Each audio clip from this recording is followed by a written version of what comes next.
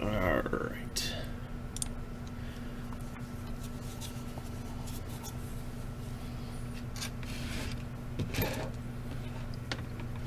And APR sees me. Excellent. So, hello Internet.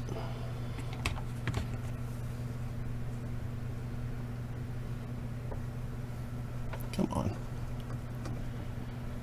Stop being all wumpy-jawed.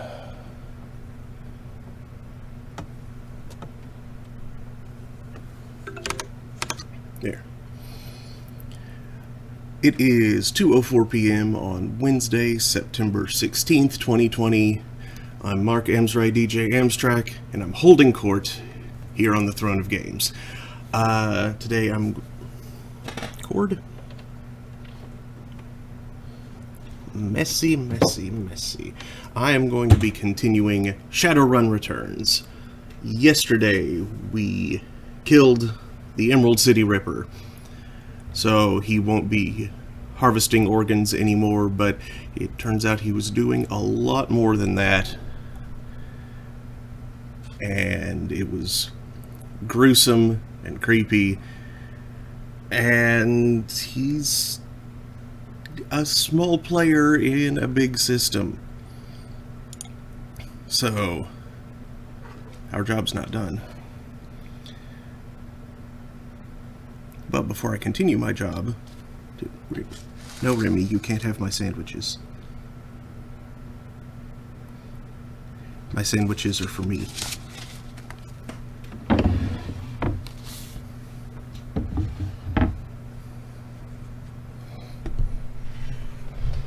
Let's see here. Do about like that.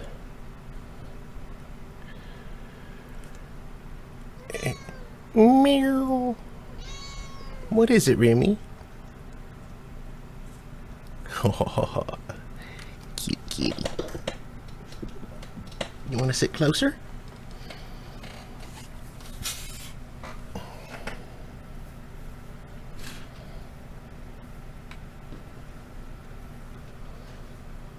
Anyway, let's go ahead and begin.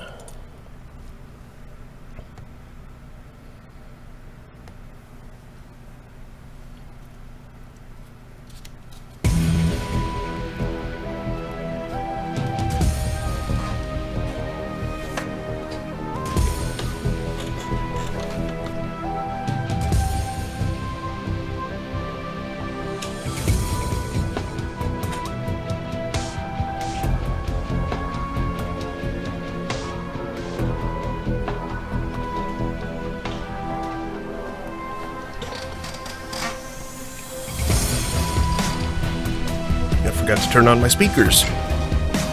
It's important for me to hear what I'm doing.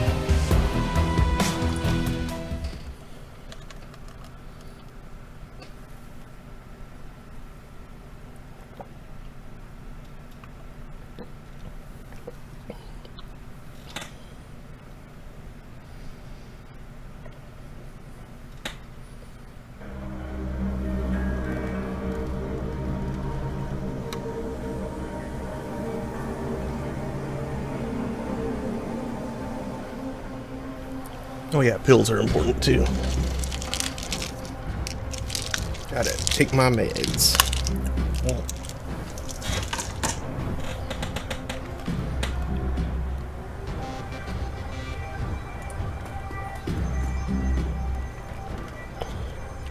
There he is.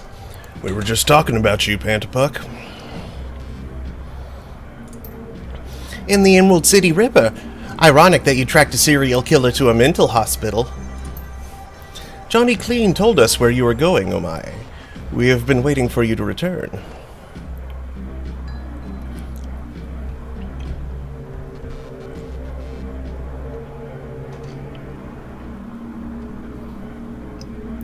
Nah, I won't do that.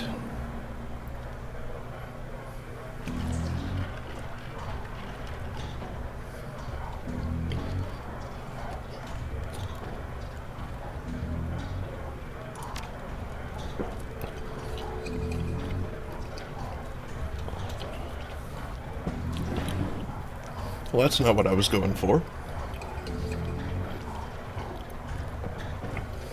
Hey, that's not fair. I'm not looking for dirt. I kinda liked Sam. Sure, he creeped on me once in a while, but he had a good heart. I miss him sitting at the end of the bar and telling jokes. We each have our reasons for wanting the killer found. Sam was a regular here, and his loss has been felt regardless of his shortcomings. The whole sprawl has been shaken by these killings as well, the randomness of them. No one knows if they will be next, or what the killer might take from them. I admit that the killings have hampered business as well. I am sorry, but it is true. It does not help that Sam's body was found down the street from here. Even my regular customers have been loath to venture out with a killer on the loose. Now tell us, Omai, did you find the person responsible for the Ripper murders?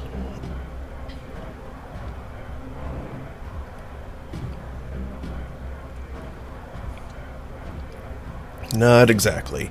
I got the bastard who wielded the scalpel, but whoever's pulling the strings is still out there. Someone's pulling the strings of a serial killer? And this sounds more complicated than I suspected. Let's see.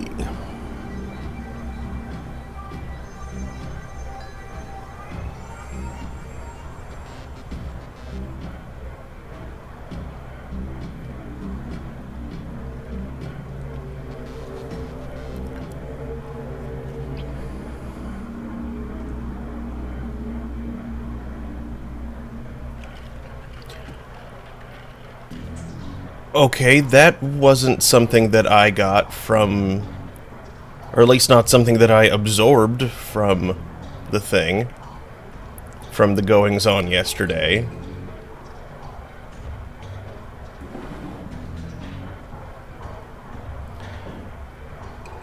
The head of the asylum was killing specific people to harvest specific body parts.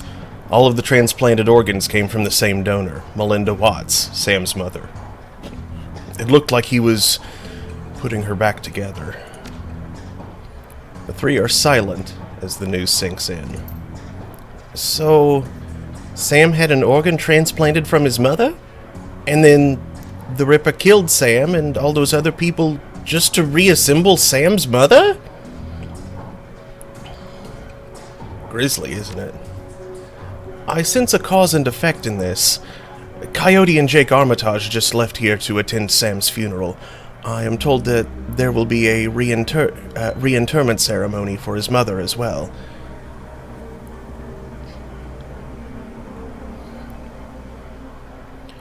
His sister invited me to the funeral and reinterment when I met her here. I think his sister Jessica had something to do with it. Hang on. I saw Sam's sister when she was here the other day. She was as corp as they come, but I can't imagine a lady like that behind a series of murders. There's got to be something else going on. It is clear that you must go to the funeral and talk with Jessica Watts, Pantapuck. And I need to pay my respects to Sam. Of course. Mrs. Kubota raises her hand and the conversation stops. Wait. Before you go, there is one thing you did not tell us, Pantapuck. Where is the Emerald City Ripper now? Well, he isn't in heaven, I'm sure of that. Hi. That is good.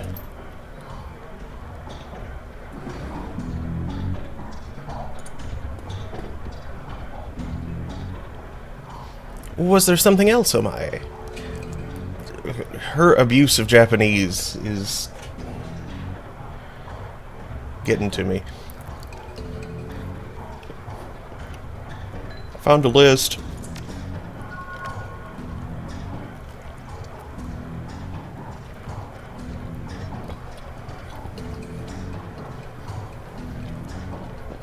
Oh my, this is unspeakable. Murder was not enough for this person? Selling patients as Bunraku slaves. Thank you for bringing this to me. I know you are still hot on the trail of your friend Sam's killer. I will contact some runners to liberate these poor souls from the buyers in this list. You have done much good here today. The Hand of the Ripper was more of a monster than anyone could have known. No problem. Good luck, Mrs. Kubota. To you as well.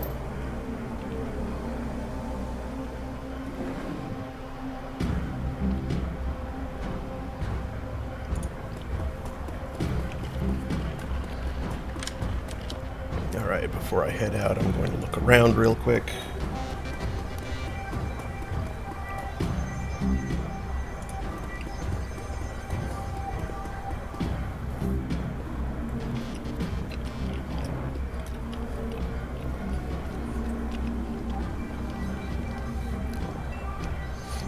Welcome back, Vanderpuck. Good to be back, Mr. Cluey. What's the latest news?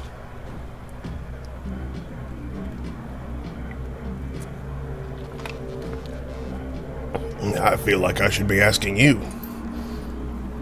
Word around here was that you were closing in on the Ripper when you last left. Dare I ask how that went?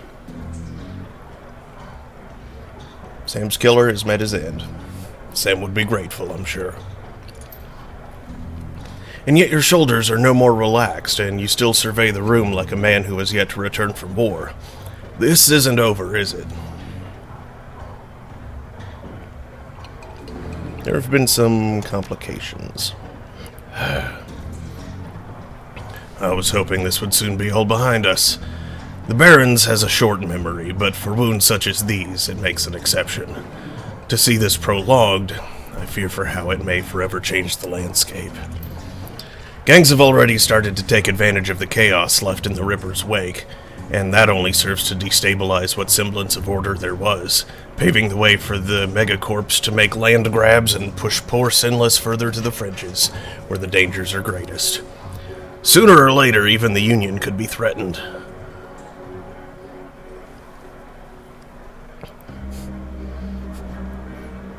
Good thing the Union's got you, then. Good thing we've got each other. Take care, Vanderpuck.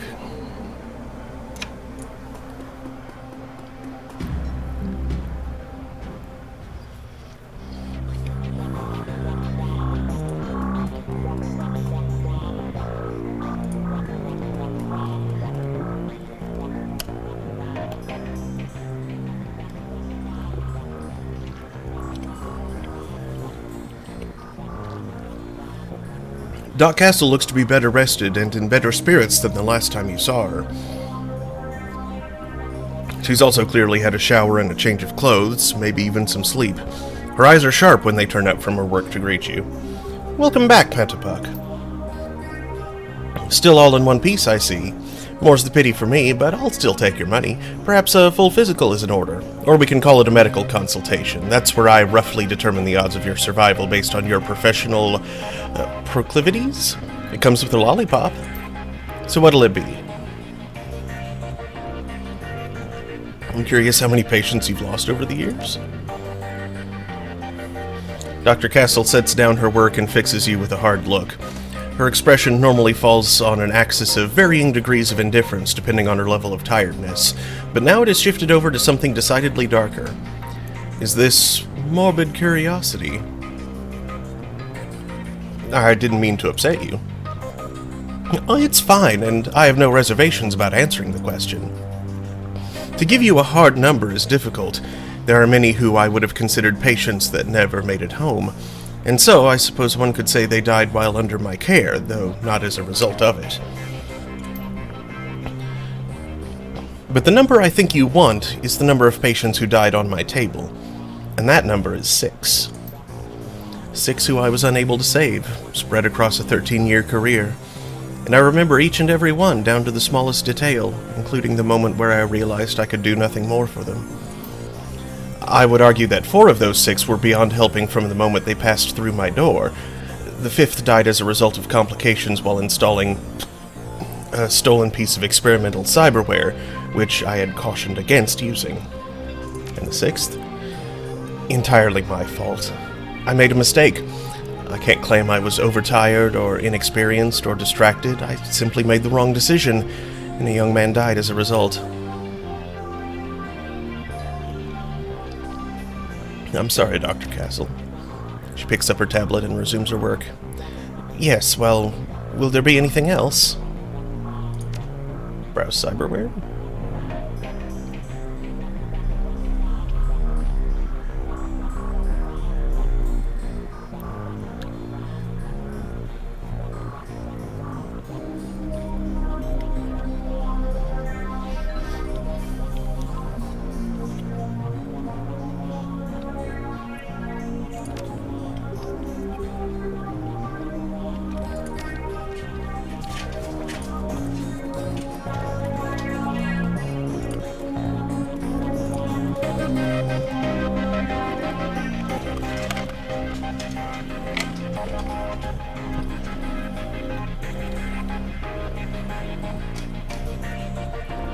On his workbench, Buster currently has a mil-spec shotgun fully disassembled, and its parts neatly arranged. He lovingly massages each piece with a microfiber cloth, coated in some kind of gun oil or polish. Whatever the stuff is, it leaves the pieces shining brilliantly and pungent as hell. Got some catalogs just come in if you might be interested in an order. I can get gear shipped overnight from the manufacturer, though I won't lie to you, you'll be paying for the convenience. Otherwise, I've got plenty of the usual bang-bangs waiting for a good home. What do you say? What's the new hotness when it comes to dealing damage, Buster? Well, there are two schools of thought on the matter. There are those who swear by their smart guns and such because they make the weapon more accurate and thus more deadly. Then there are those who subscribe to the bigger boom theory, putting all their money on the biggest and baddest rounds. But you ask me, it's all situational. That's where the real advances have come. You can pack a Panther assault cannon, but it won't do you no favors if you're fighting in a basement hallway. By the same token, a room sweeper might carve up your average pack of gangers up close and personal, but its range is a big limitation. Military life never taught me that. It was dealing to runners like yourself that afforded me this epiphany. You've got to be ready for anything. On that note, might I interest you in some custom mods? Or perhaps some specialty grenades?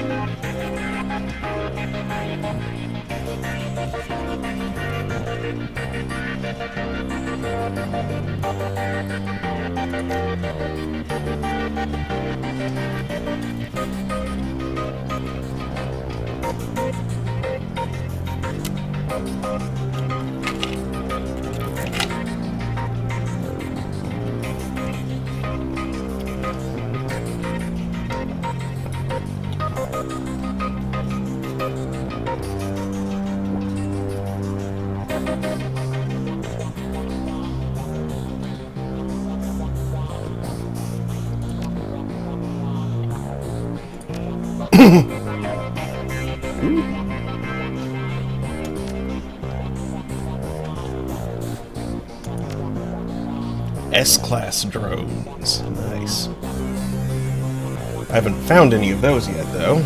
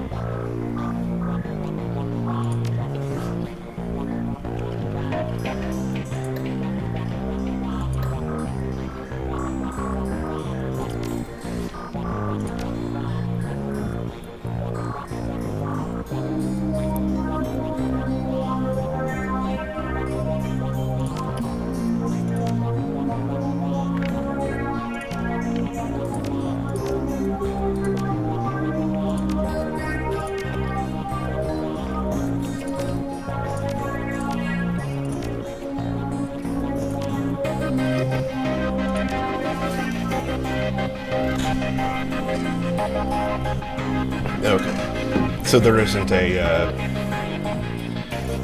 equip 3 drones skill. That would be a bit ridiculous, I suppose.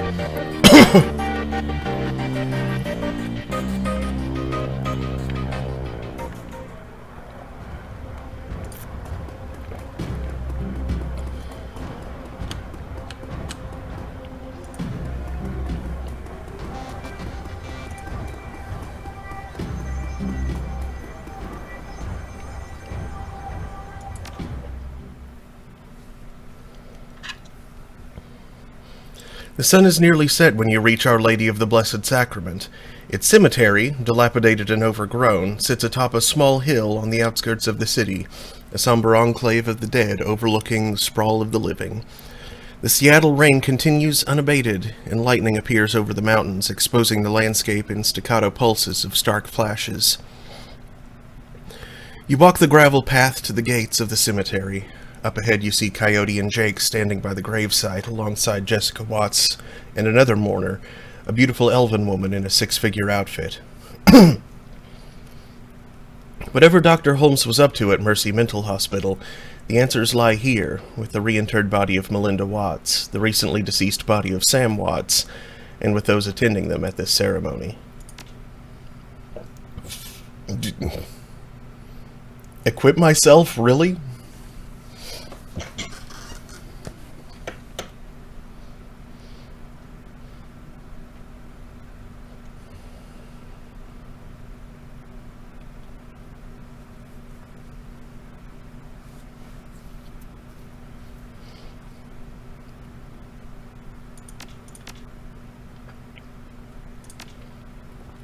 Okay.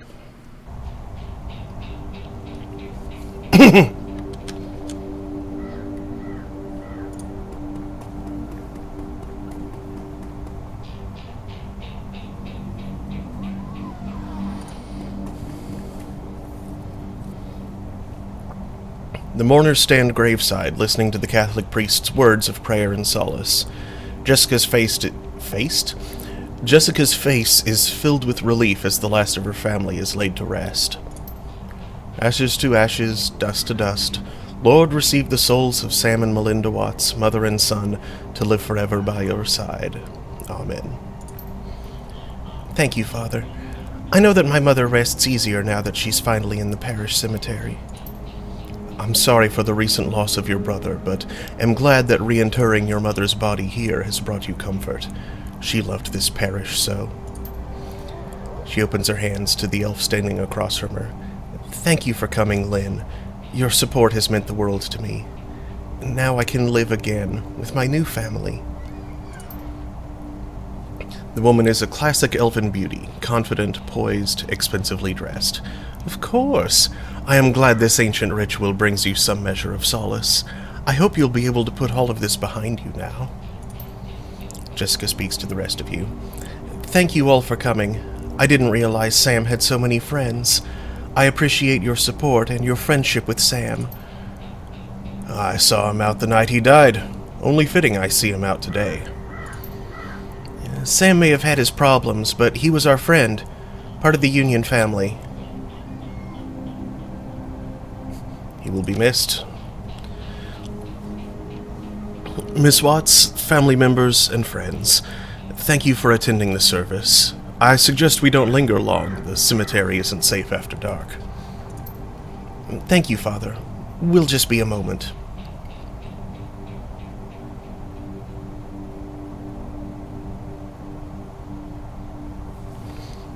Ms. Watts, I know this isn't the best time, but we need to talk.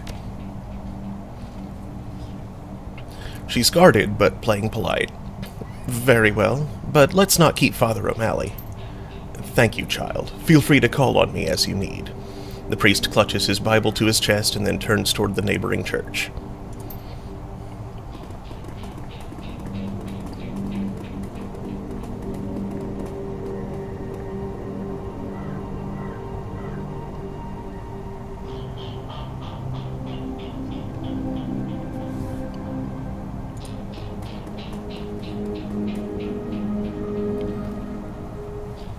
Father O'Malley leaves, granting you an opportunity to speak with Jessica, but it's hardly a private conversation as the elf Lynn has chosen to stay and support her friend.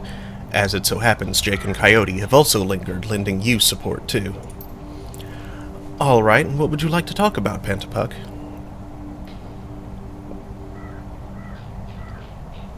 Let's start with your mother. Did you know she was an organ donor? Jessica's demeanor turns oddly cool and stony in response to such a simple question. I'm afraid you're mistaken. Then can you explain how her body parts made their way into half a dozen recipients? You don't know what you're talking about. I know Sam helped your mother save lives through that donation. Her jaw clenches. She wasn't a donor. She was a victim of my brother's greed. He took from her, desecrating her body, all to benefit himself. She never would have agreed to such a thing.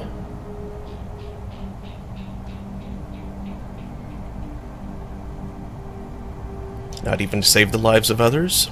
Lives like Sam's? Cracks are starting to appear on Jessica's carefully crafted mask. Sam destroyed his own liver pursuing oblivion. That was his choice.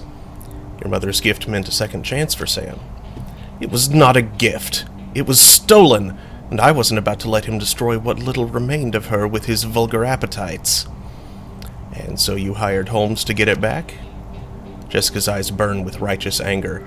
Gone are any attempts to hide her guilt. Dr. Holmes made my mother whole again. He made it possible for me to place her to rest and say goodbye. He killed Sam and half a dozen other people whose lives had been saved by your mother. Those people were scavengers! Ghouls! They deserved to die for desecrating my mother's body. And poor Sam? It was his drinking and debauchery that drove my mother to the grave, I'm as sure as if he had murdered her himself. My mother deserved honor and dignity. I gave her that today. She's finally whole again with a proper Catholic burial. Those ghouls who stole her organs, including Sam, have paid the price for their sins. The beautiful elf breaks in, the essence of calm. Jessica, that's enough. We have business to attend to. My old family is dead and buried where they should be. They can't taint my new family now. They can't corrupt my children. I won't go through that again. Jessica! We need to go. Now. She presses a button on her comlink. She seethes at you. What happens now is on your head. If you had just walked away when I told you to, McCluskey would have eventually found Holmes, collected his lieutenant's badge, and closed the case. But you had to keep digging. Now you and your friends have to die. Let their blood be on your hands.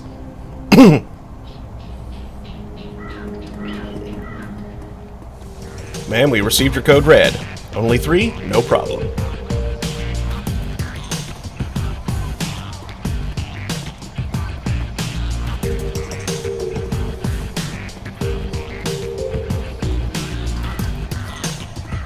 Only 3, they say.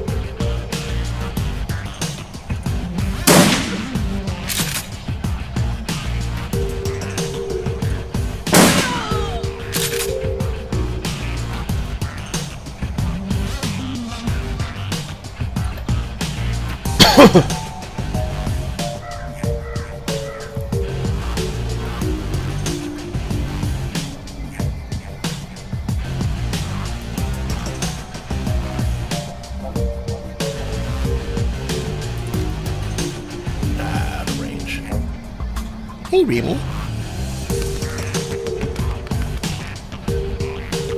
Aw, that's a sweet girl.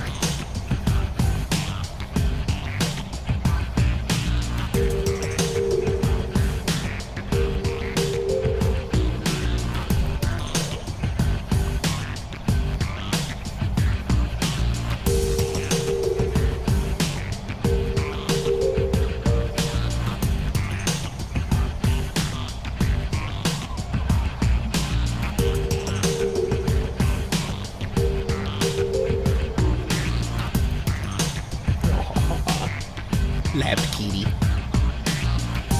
Gonna curl up there, Remy? Oh, that's a good girl.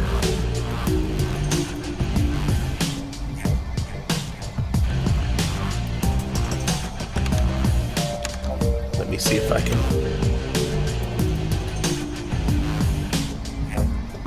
Oh, not quite. I can't get it to stay there. That's awfully cute.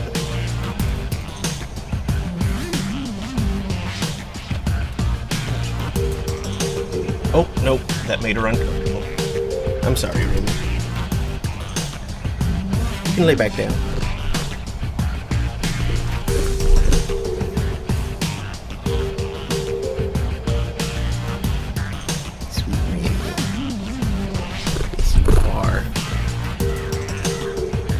that your microphone?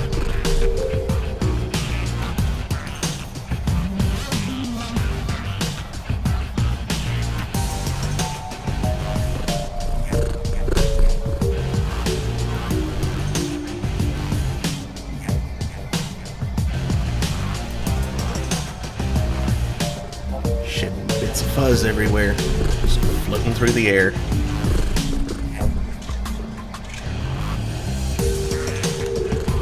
I hope that's coming through the microphone.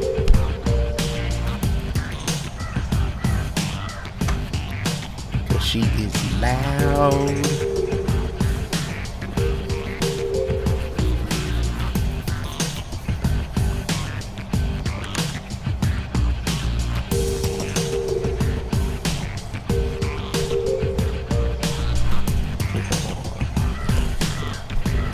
Come on back in my lap, Remy.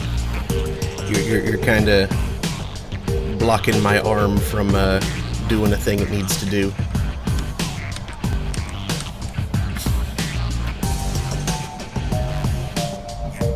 Come on.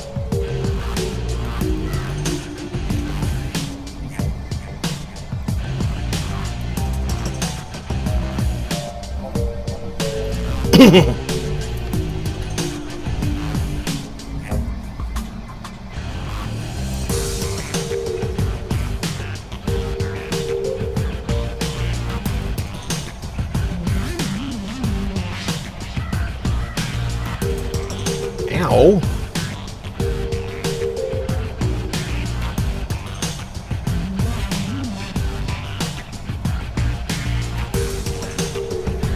That's a sweet Remy.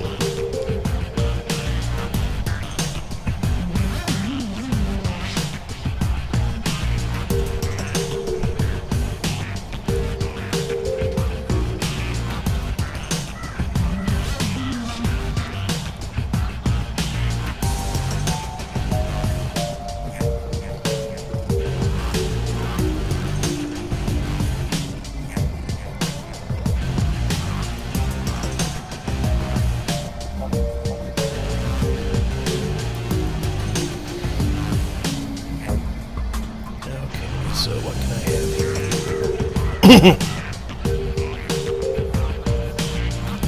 Suppose I can run up. And Remy, don't be on my desk, please. Get down. Okay. Oops. And the camera just fell at some point. I didn't notice. I should have it back up though.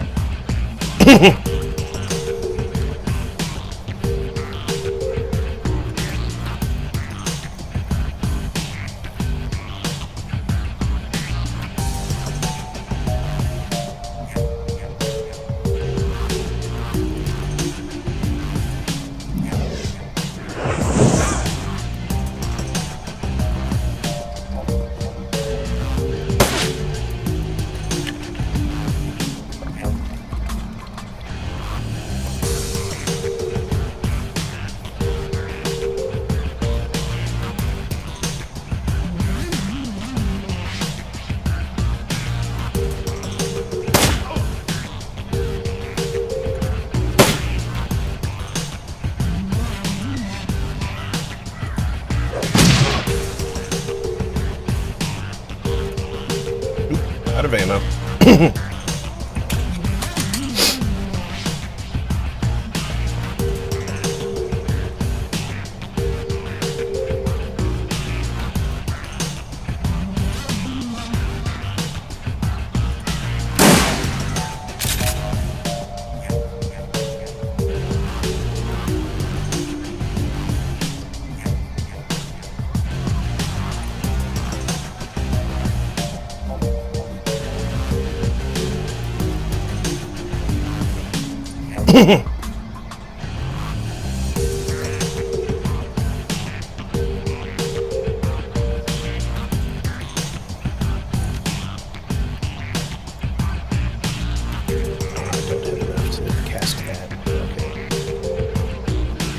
I'm shooting.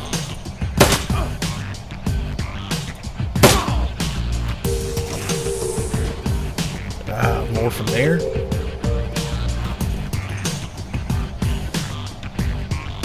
Team B, move in.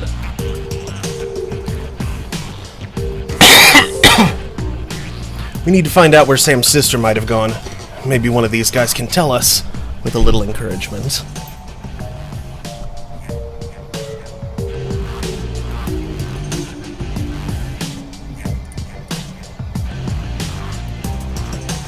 Hi, guy. Kapow!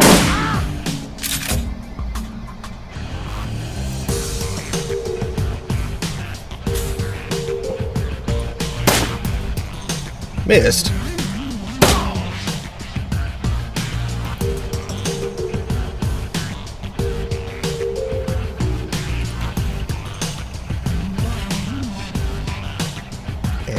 Itch.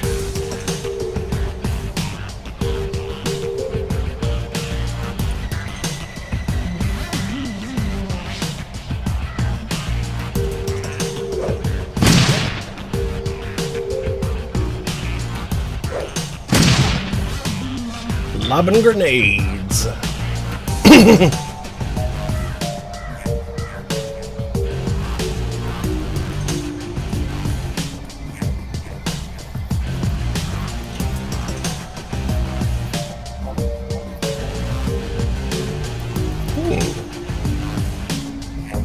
Send it to my stash.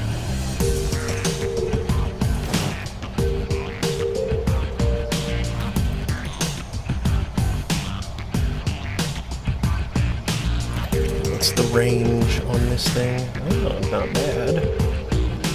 Not quite far enough, but not bad.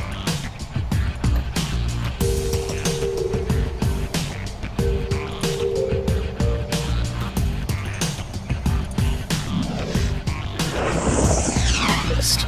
Of course.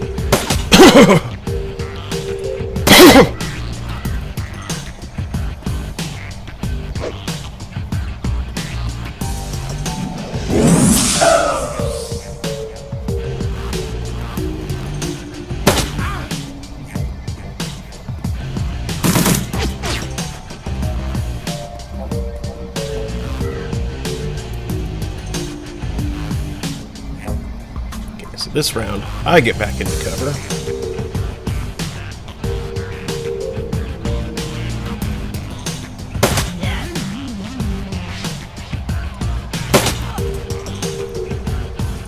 Shadow drone opens fire on those bastards.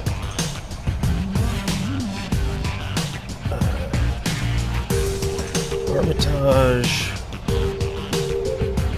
first moves out of the way.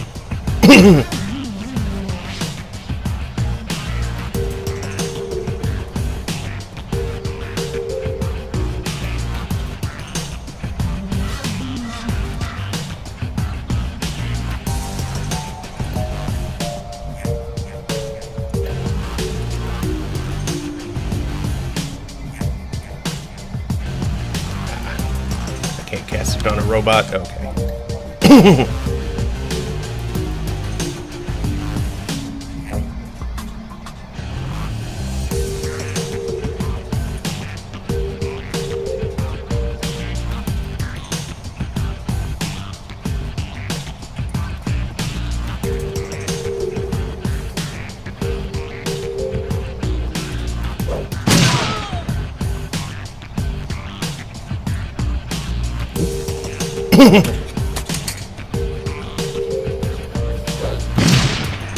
Miss.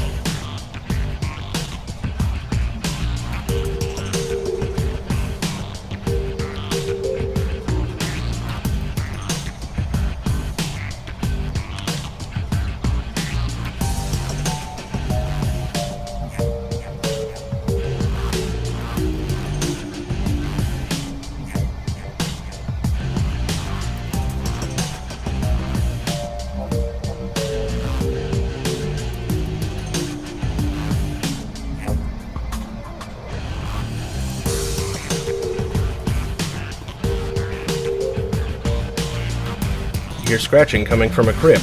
What?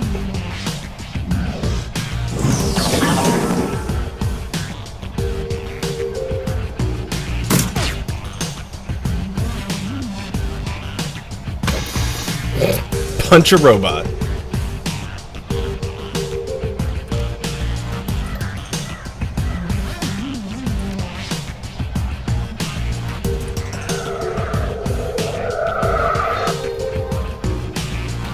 Nice.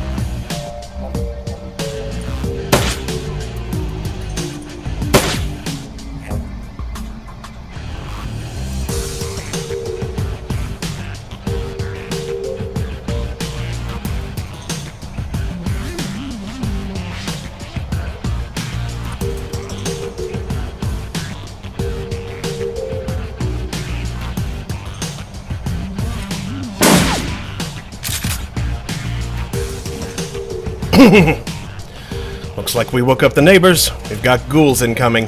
Hey, Pantapuck, maybe we can use this to our advantage. Well, that was exactly where I didn't want to move.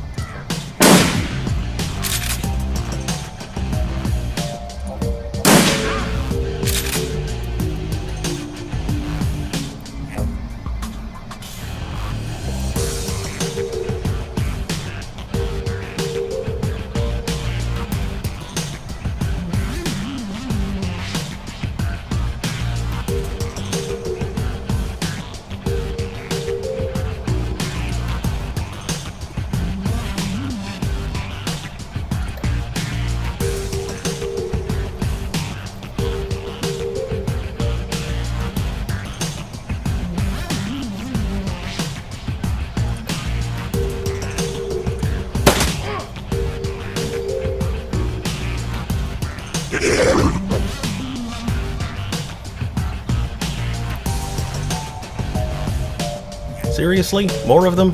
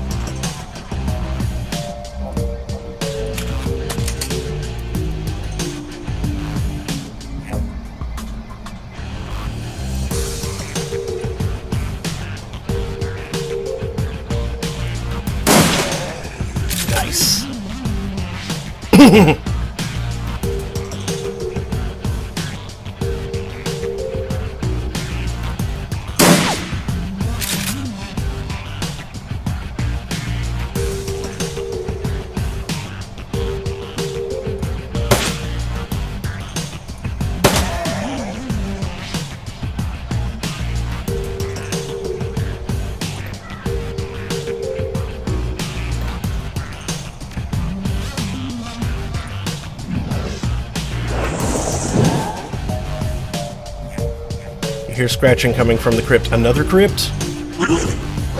Jeez.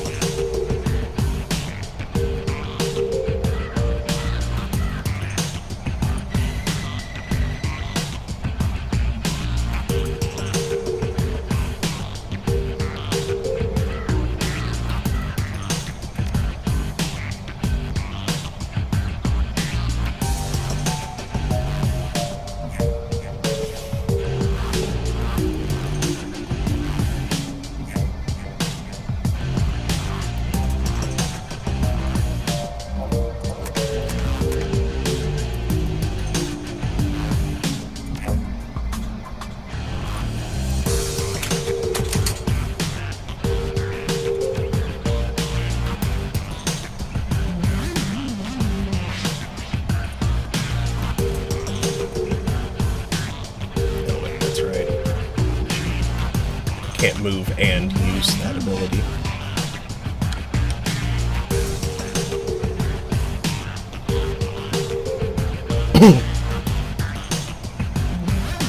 Let's see if I can sneak around the back way. Now, what the heck is that?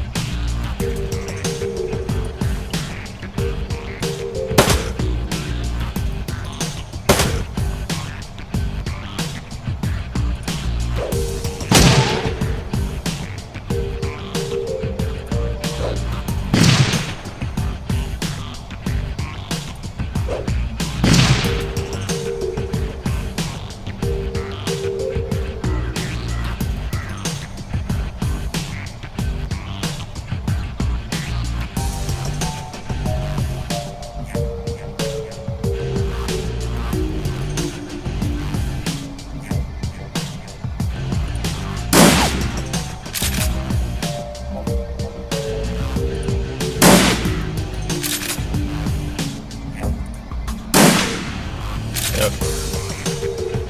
One hit actually landed.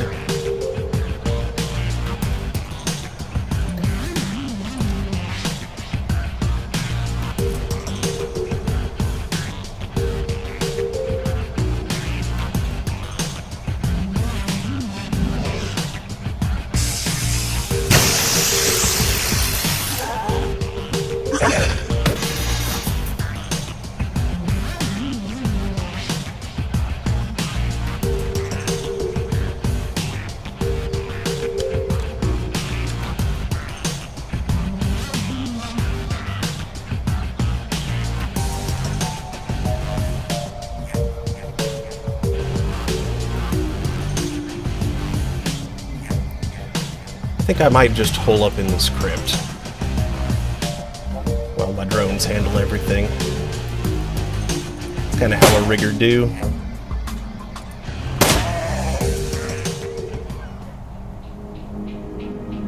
Oh, good.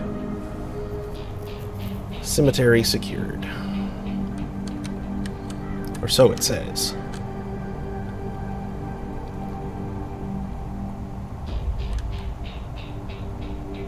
To be certain, I shall survey the scene.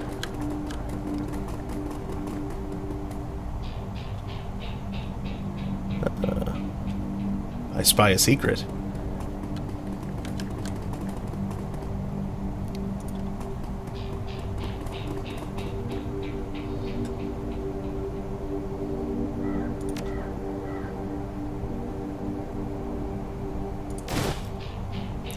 Why was there a grenade in the cemetery?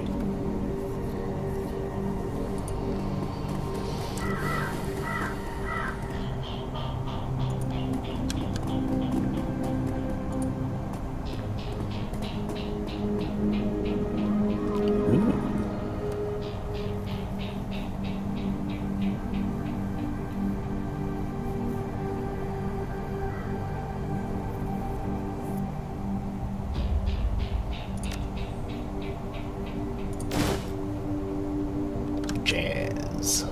You like jazz?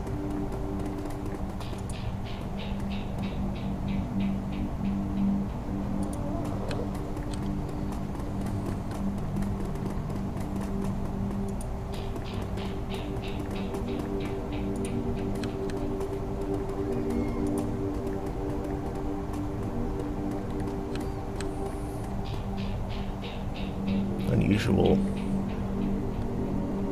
statues, I presume?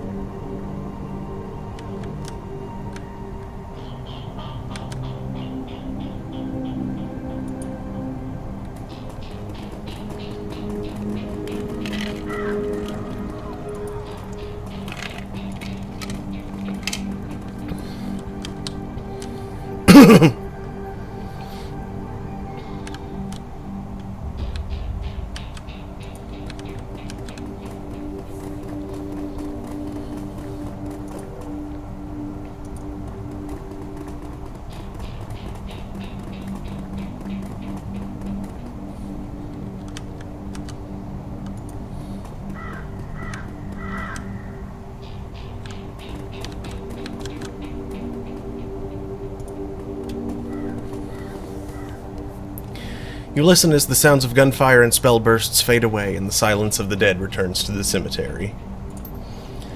The man is beyond healing. As you look down at him, you notice the quality of his suit and shoes. This isn't a runner, and he's not from the street. Jessica Watts. She hired you. Where can I find her? You get nothing. He convulses and dies.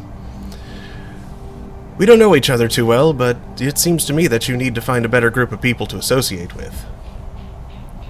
You're not the first person to tell me that. Yeah, well, it's part of living in the shadows. Do the research, chummer.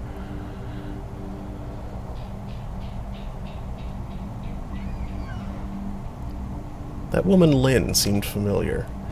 Yep, she's a major spokesperson for the Universal Brotherhood. Her name is Lynn Telestrian. She's super rich.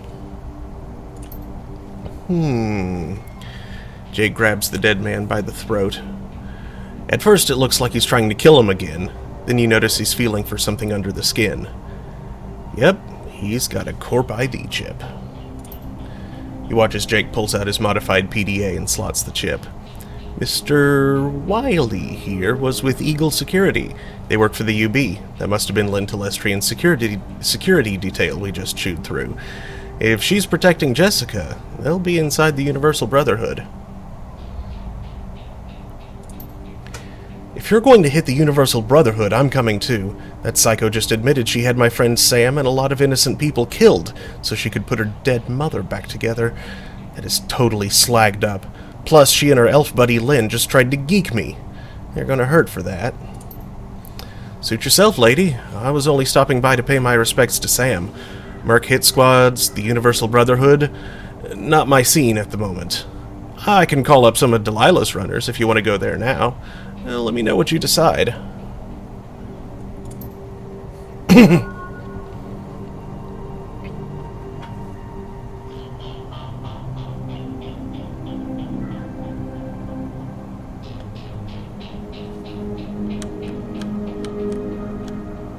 Huh?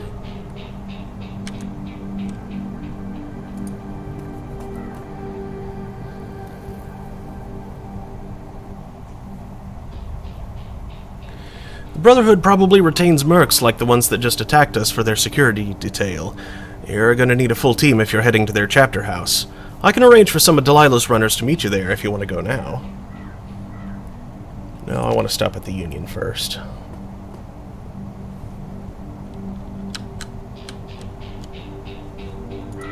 I guess that's just the exit.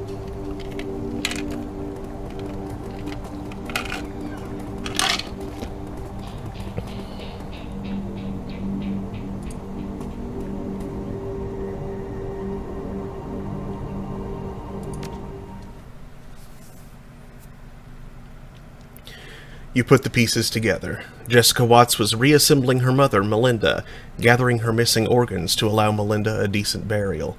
Organs Sam sold for a quick buck after her death. The ghoul attack after the ceremony didn't appear to be part of Lynn Telestrian's attempt to get you out of Jessica's way. They were just more victims of magic's helter-skelter return to the world. Lynn's well-armed security unit was a different animal entirely. You head back to the Union to resupply and rearm. Whatever Lynn and Jessica are involved with, it appears to be a large operation, and the trail leads to the Universal Brotherhood.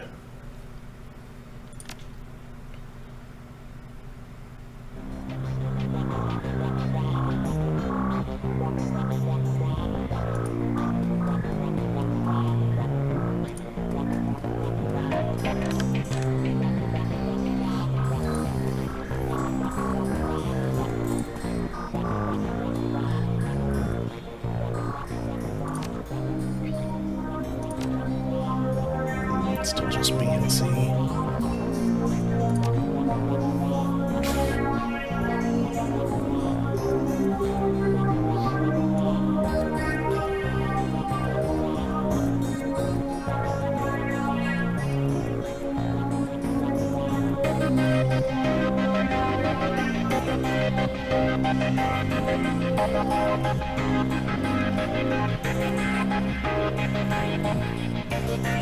The favored Shogun?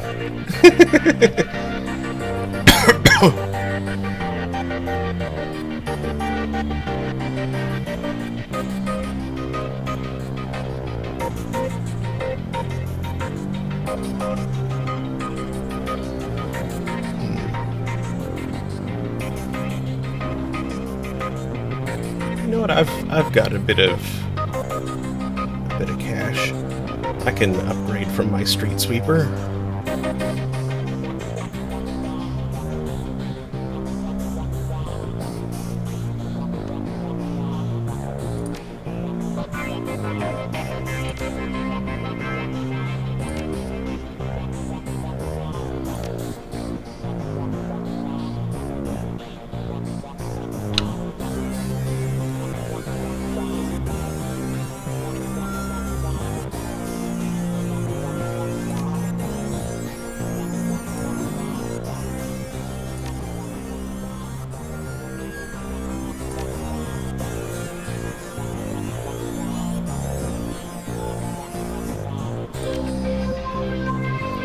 Actually, since I can't equip more than... Actually, no, having some of those as backup might not be a bad idea. In case something happens to one.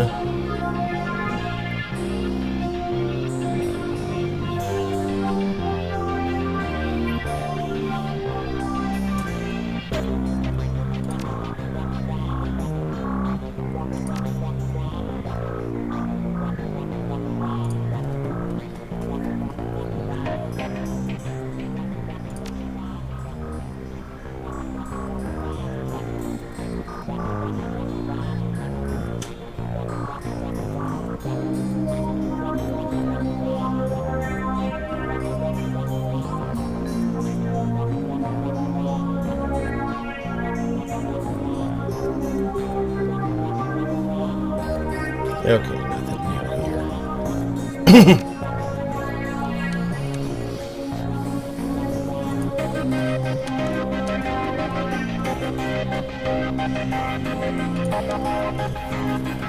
And I need to be sure I have enough money to hire runners. You again. Need a crew? One sec.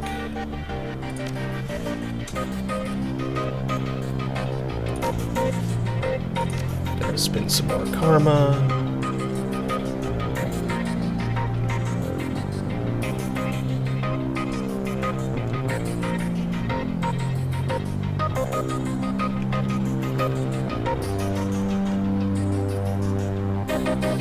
Yeah, I'll just go all in on int.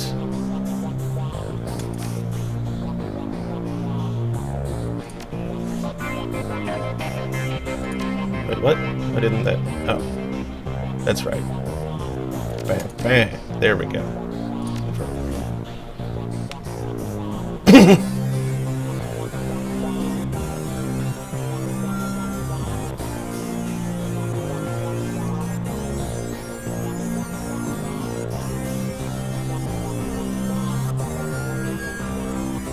Oh, wait.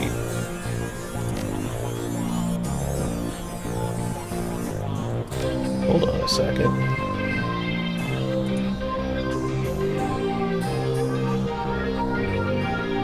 Yeah, hold on a second. My gear is giving me...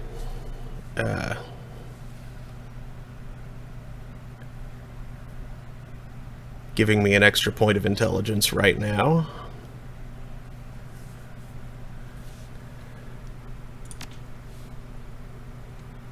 And if I boost my natural int to 9,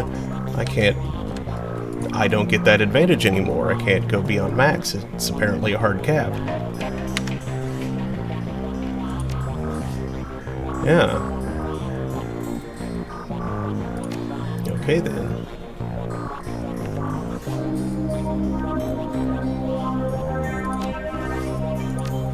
Something else then.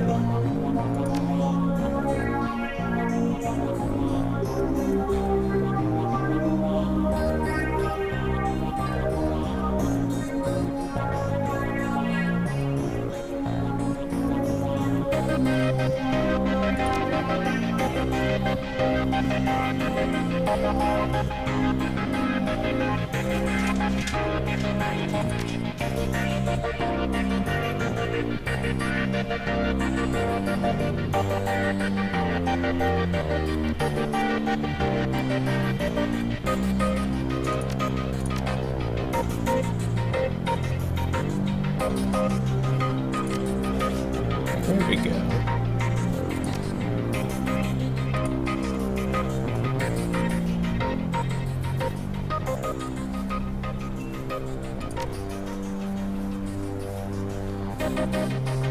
Ah, your wrist hurts.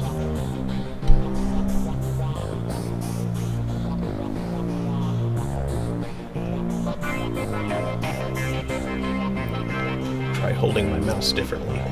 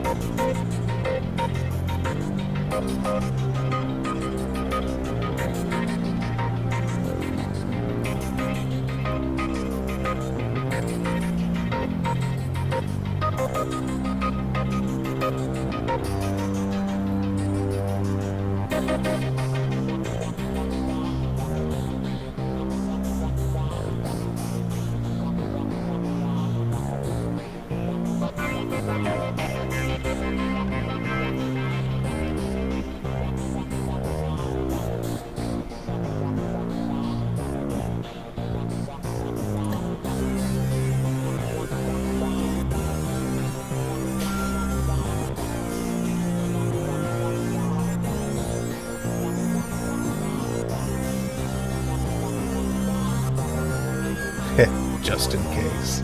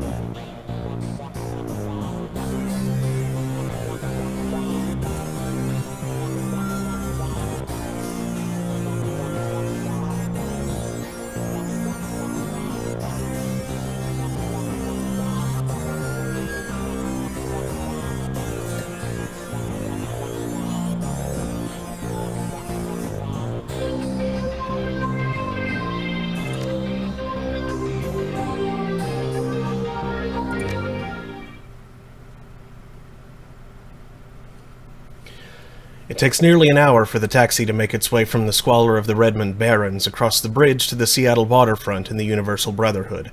The building is a pre-crash brick job with a fancy new facade that sports neon highlights and an enormous set of glass double doors. Through the windows, you can see activity within, smiling, happy disciples shuffling along in beige pajamas and slippers. A greeter stands outside the front door, gently attempting to entice the misbegotten and the curious to enter and take their first baby steps towards brotherhood. Pike Place Market is usually empty by now, but you step out of the cab to the sounds of an excited crowd.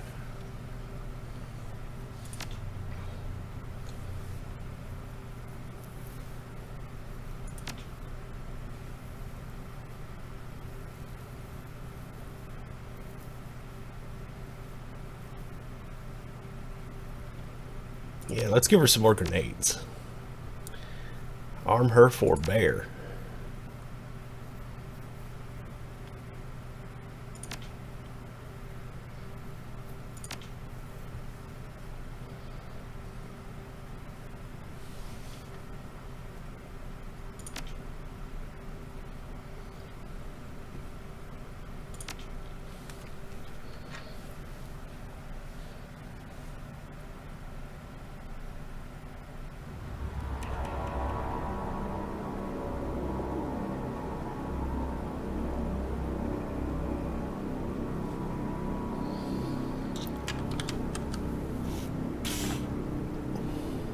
The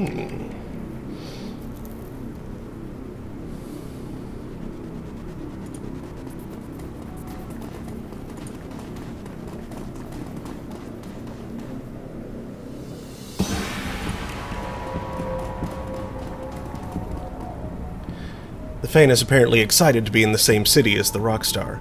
Hey, how you doing? You here for the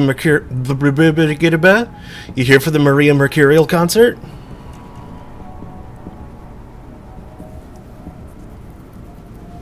You bet. Can you get me in? I wish I could get in. They just announced this thing an hour ago, all spontaneous-like. Of course, by the time I got here, all the tickets were already gone. I'm gonna try and find a better spot to hear.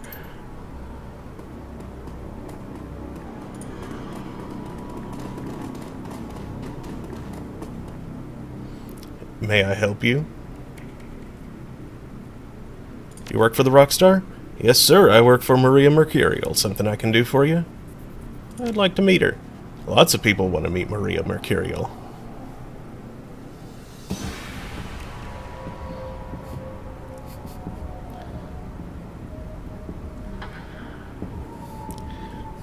Bribery. Nah. I have a song I think she'll want to hear. Maria Mercurial writes all her own music. Know anything about the Universal Brotherhood? Just what I see on the Tri-D. Can I get in? It's not up to me. Concert was only announced an hour ago, but the tickets are already sold out. Sorry, nothing I can do. Suit yourself, chummer.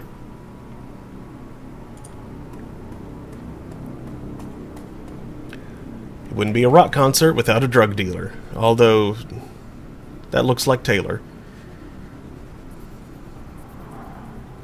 Sorry. Although no police are nearby, he plays the part as if his performance was part of the experience. Psst. Yo, you like nerps? Maybe something stronger? Are they purple nerps? I need more drink. I'll be right back.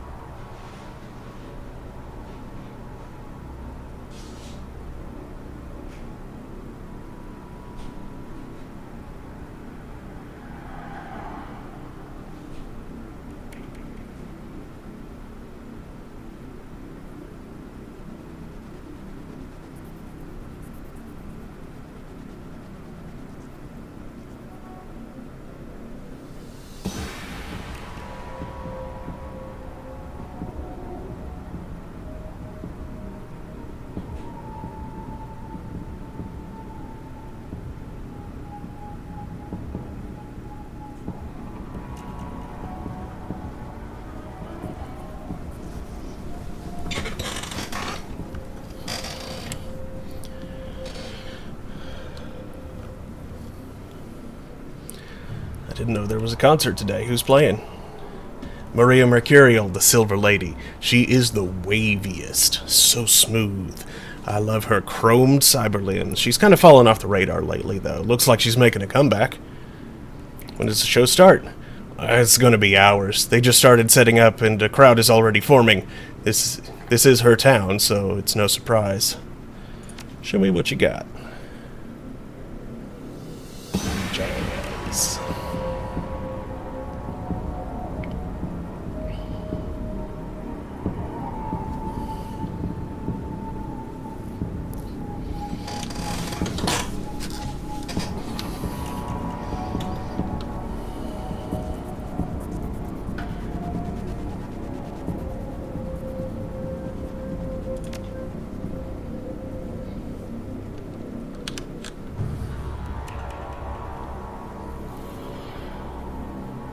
Orcs and Forks Grocery.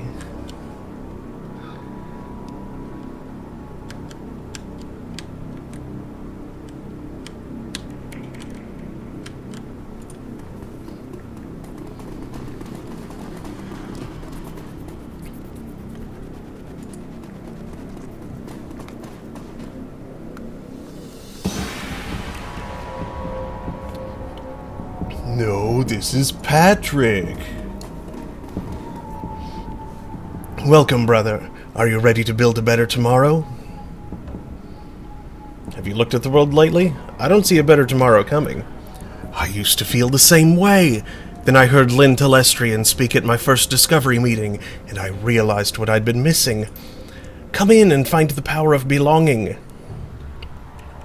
I have some questions first. Of course, brother. Go right ahead and ask.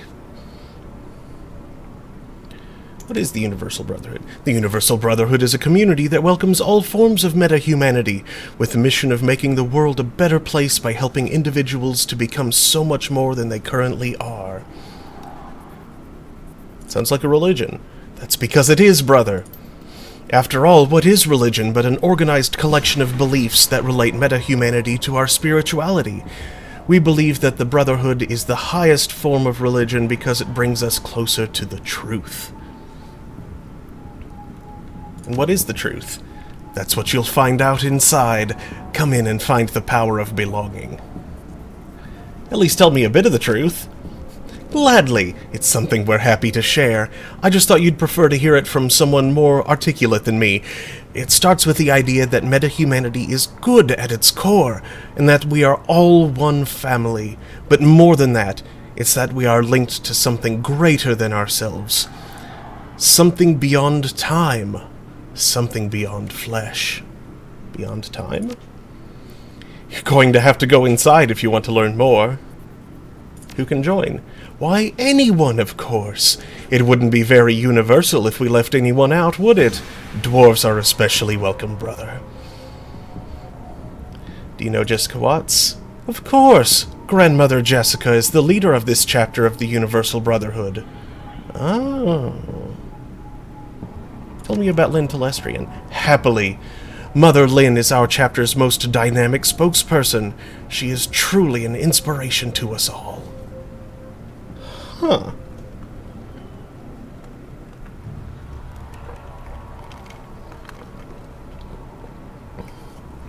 Now I'm wondering which order this came in. Who's the chicken, who's the egg? Great. Come in and find the power of belonging. In a minute. I want to be sure there's not some kind of, like, secret entrance or anything like that.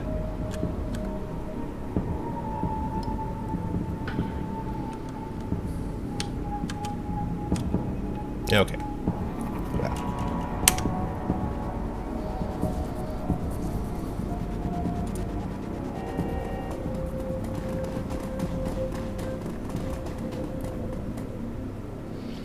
You hear the sounds of soft music playing within, and what many soft slippers gliding across a smooth floor.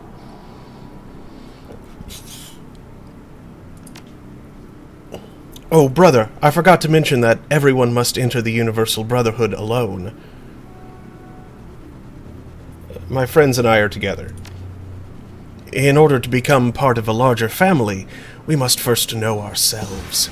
You need to hear our message in solitude so that your mind can be clear from distraction and the shackles of this heartbreakingly oppressive world. Coyote whispers in your ear. We'll wait outside for you, Panda Puck. I'll take the team and circle around the building, looking for another way in. I'll chirp you on your comlink if we find one.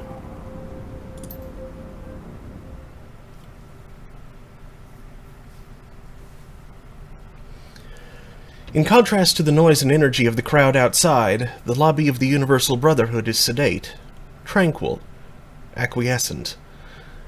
The low music piped through the room is something from a day spa mixed with a planetarium sky show, allowing listeners to achieve maximum relaxation while reaching for the stars.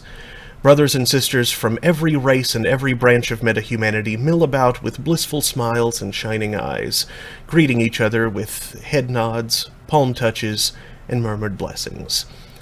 The woman at the front desk offers you a welcoming smile as you enter, her hand automatically moving to her stack of religious literature.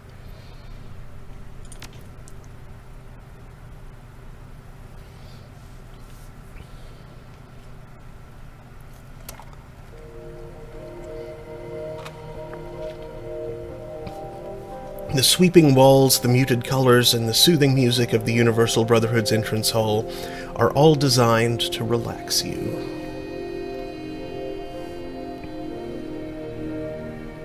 Sister Sally. Hi! Welcome to the Universal Brotherhood. I will be with you in just a second. Sister Monica, you have to be more careful with your ID. Here is a blank key card. Take it and your ruined card to Brother Christopher, and he will let you into the office to program a new one.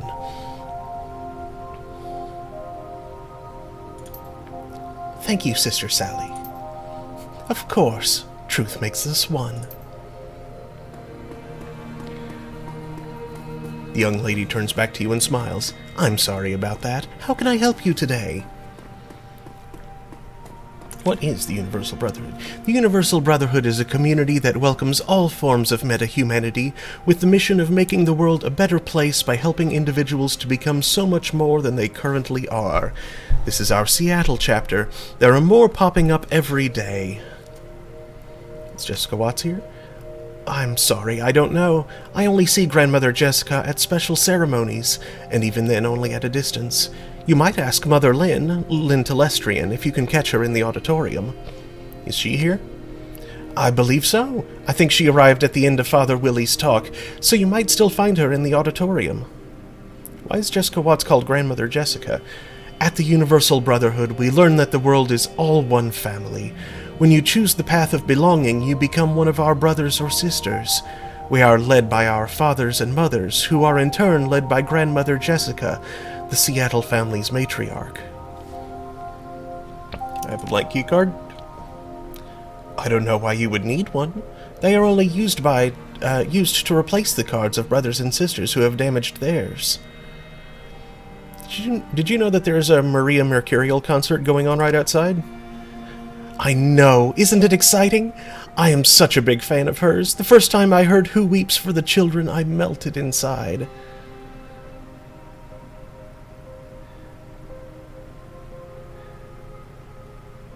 I heard that she's a Universal Brotherhood member. I didn't know that! Oh my, but it doesn't surprise me at all. She's so deep and soulful, and there are lots of media stars who are joining the Brotherhood these days. We're everywhere.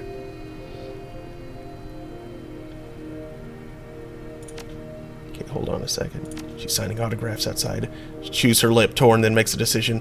I know the elders will frown on this, but I've just got to get her autograph. I mean, it's Maria Mercurial.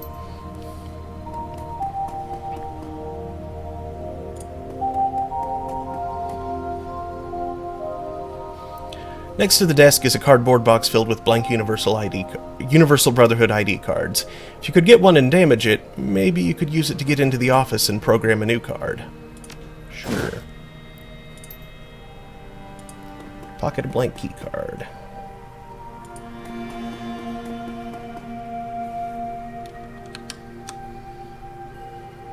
Brother Mike. I'm sorry, but today's seminar is over. Father Willie is just answering a few questions before he leaves. Is Lynn Telestrian here? No, Mother Lynn left about 15 minutes ago.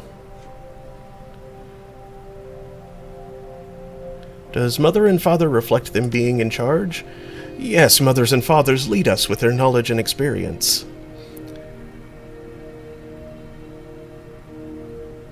Who is Father Willie?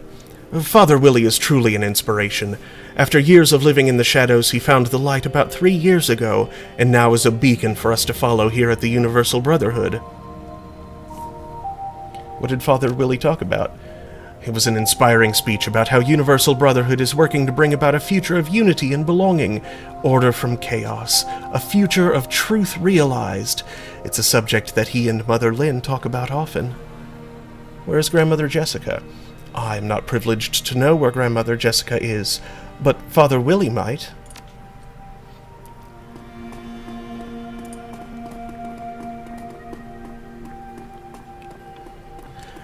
Father Willie's greasy black hair and disturbing tattoos are quite the contrast to the flawless features and exquisite clothes of Lynn Telestrian.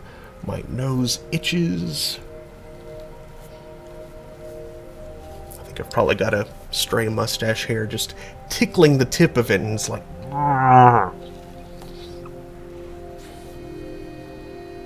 Okay. He doesn't look the part of a spokesman. You see the adulation in the eyes of those who linger around him just to bask in his presence a moment more. Apparently, he is a charismatic speaker. Welcome, my friend from the shadows. I rejoice to be with you. The shadows? I'm sure I don't know what you're talking about. Please, I lived in the shadows for many years until I came into the light and fellowship of the Universal Brotherhood. I see on you the chains of guilt and sorrow, built link upon link by the crimes you commit in the name of Nuyen.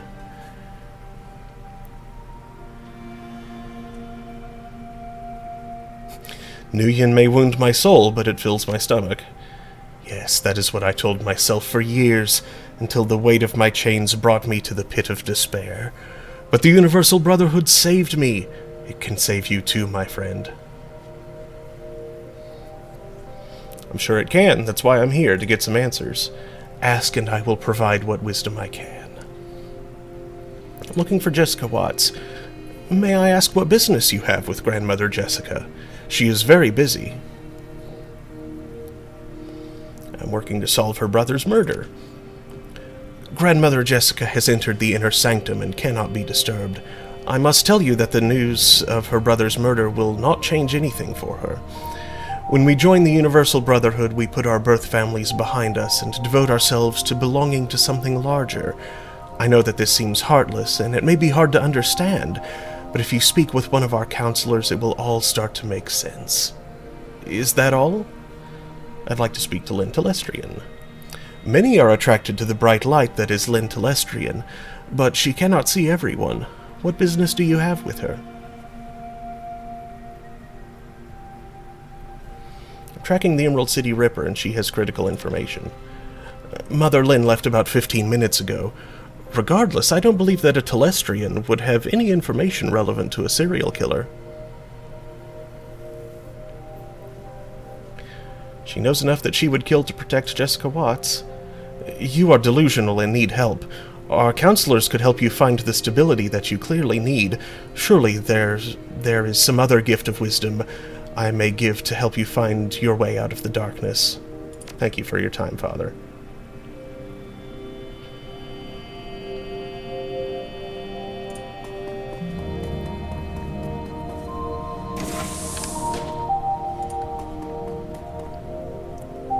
It's a cafeteria. Or, dining hall.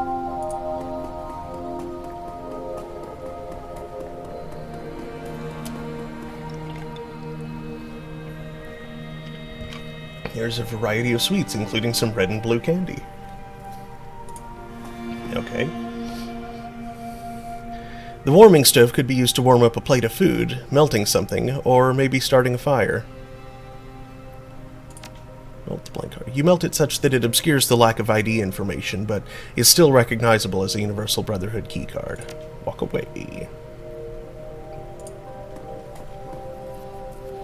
The table is covered with snack foods.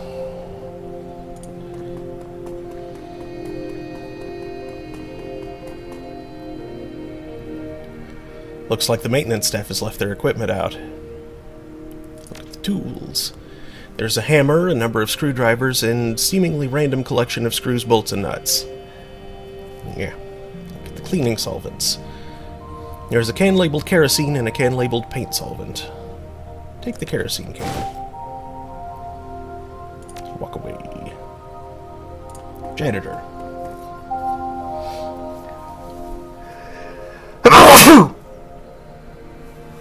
Excuse me.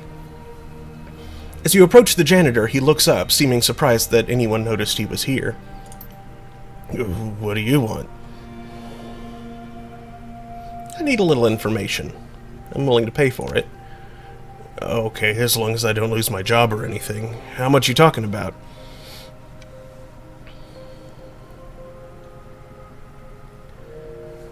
I don't know yet. Let's talk.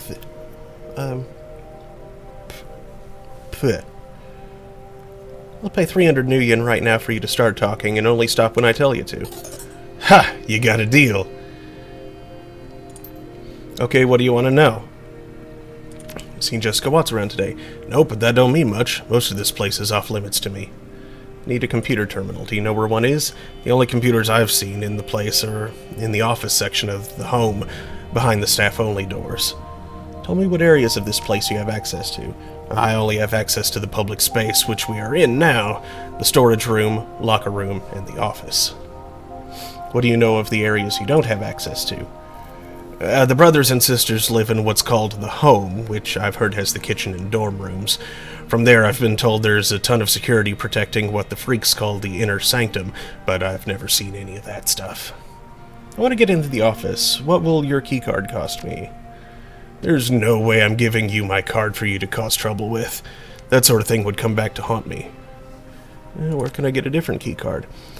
Sometimes staff leave keycards and uniforms in the locker room.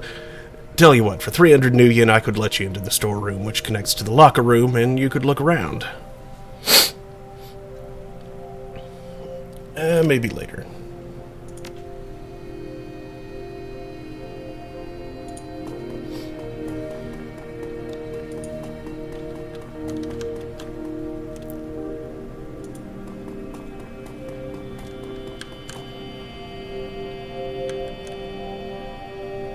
Sister Wilma.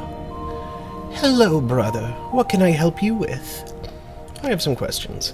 That's why we are here. What are your questions? Do you like it here? I love being part of the Universal Brotherhood.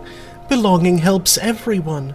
We have a free soup kitchen that feeds hundreds of people every day, educational talks in our auditorium, and a counseling center to help prospective members with deep one-on-one therapy.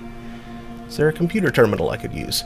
No, we believe it is important to remove mundane distractions from our daily life so we can focus on the truth. Our only computers are in the office, and that's off limits to the prospective members. Where's the counseling center? Just on the other side of the entrance lobby.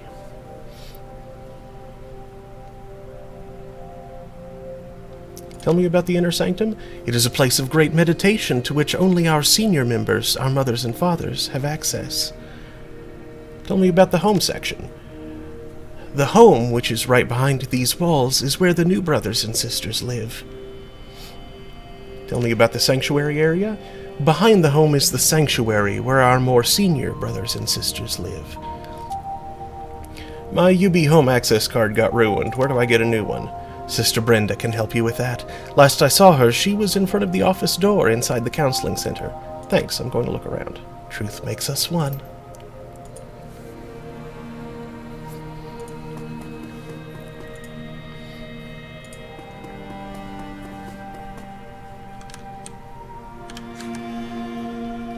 Sister Nancy. Welcome to the Universal Brotherhood's Counseling Center. What's your name? I'm Pantapuck, and you? I'm Sister Nancy. Tell me something about yourself so I can pair you with the right counselor.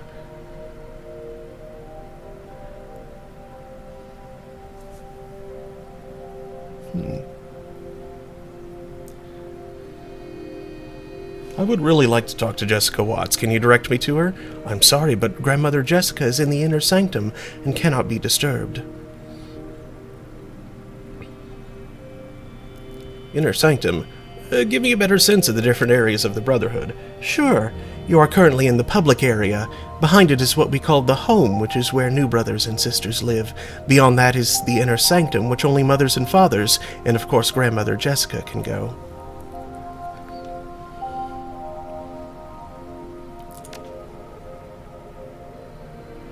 Yes, okay. And Telestrian left the building about 15 minutes ago. Yes, yes. Brother Christopher. I rejoice to be with you. How may I help you? I need a replacement for my keycard. Or Sister Sally at the front desk sent me to you. And why did she send you to me? My keycard was ruined and I need a new one. Do you have your old keycard? Wow, what happened to this? It melted in the clothes dryer. You would be surprised how many times I've heard that one. Why are you out of uniform? I was working undercover in the Barrens. Who are you working undercover for? Mother Lynn. That makes no sense. I'm not letting you in until Mother Lynn is here with you. Damn. Go away. I'm not letting you into the office. Well, shoot.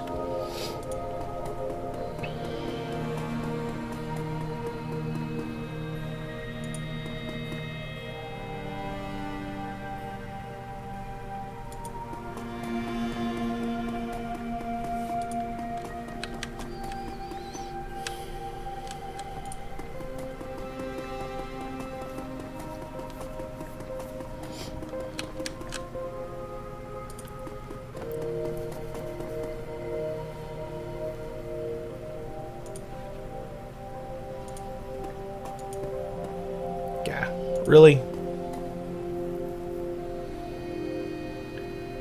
I declined that one thing and now I can't... Come on.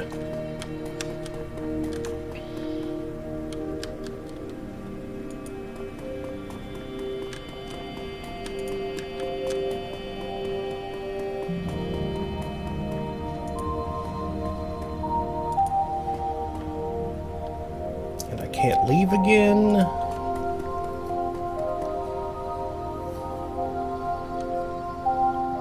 Did I just soft lock it?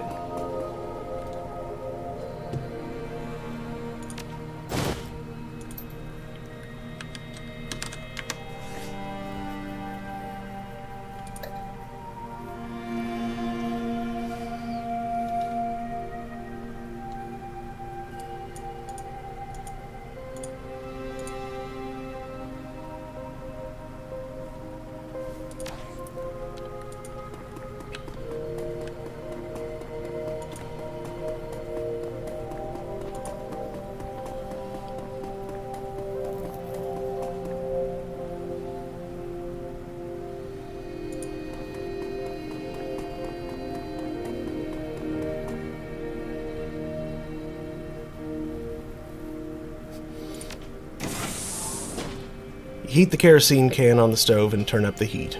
Walk away. Why did that open this door? The comlink chirps and Coyote appears on the screen. How's it going?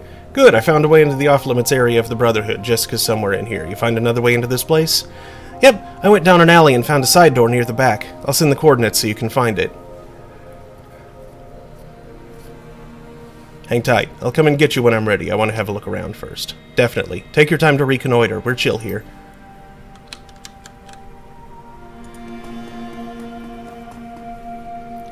The cold storage boxes labeled live specimen keep refrigerated.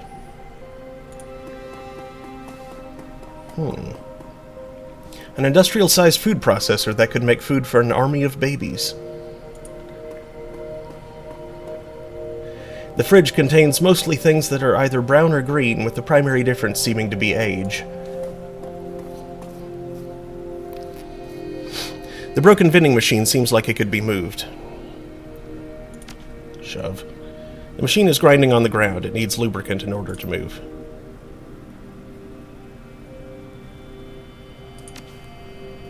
Yeah, fine.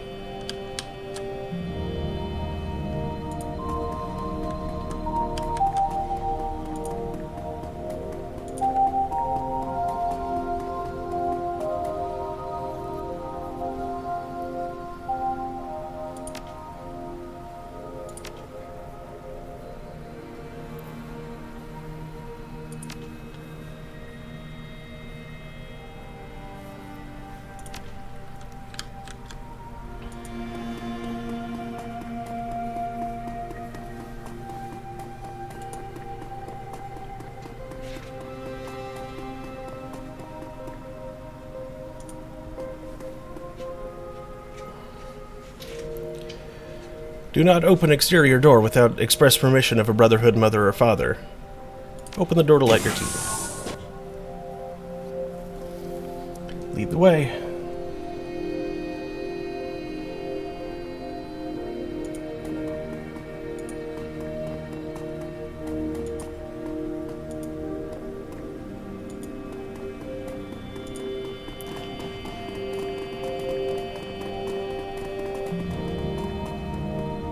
You open the box and find it swarming with extremely large cockroaches.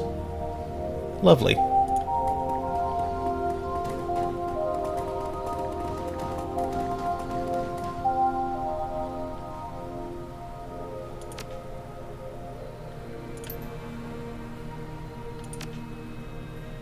Yeah.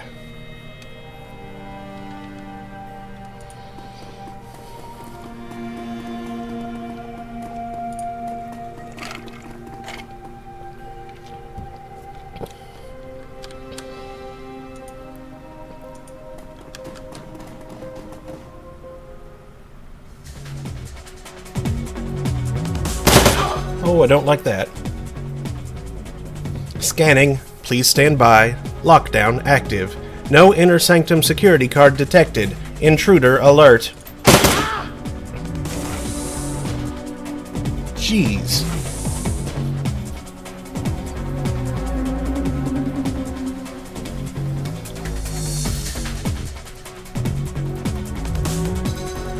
Step back.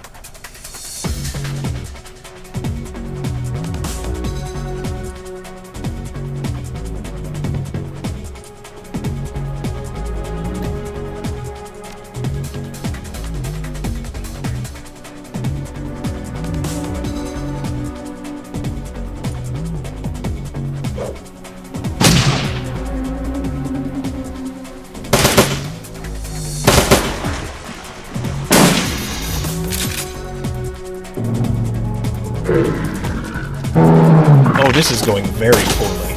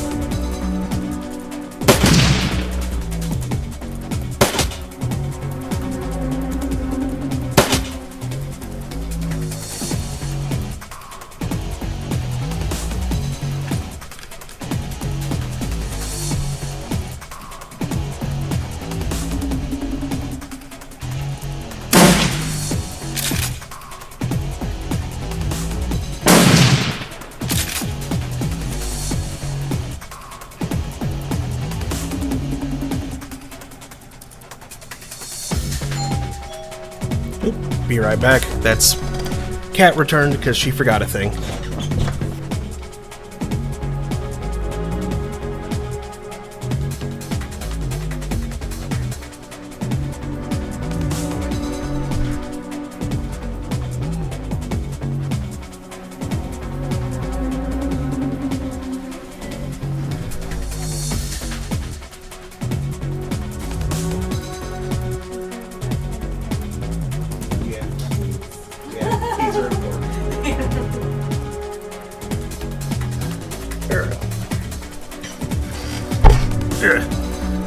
Were you planning to stick around or just pick up your stuff?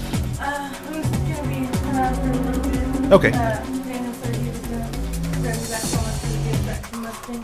Sounds good.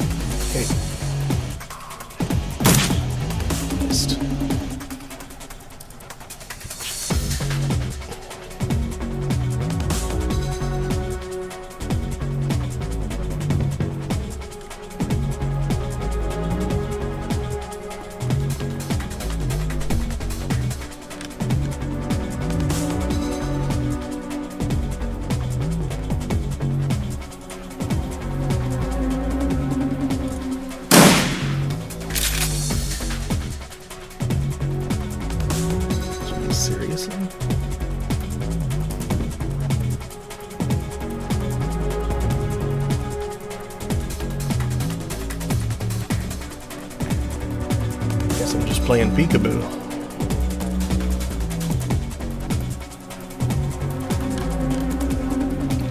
%.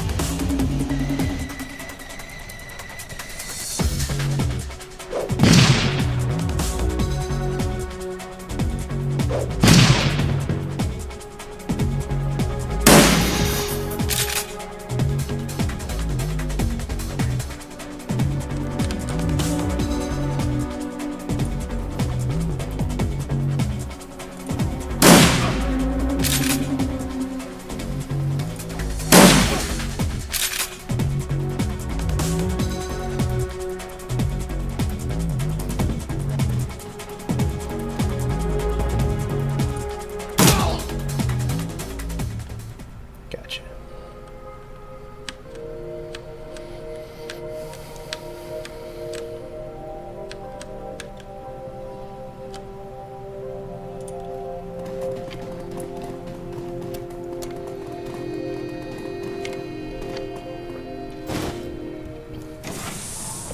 Key card.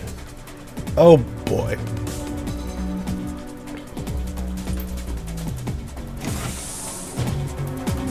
Really?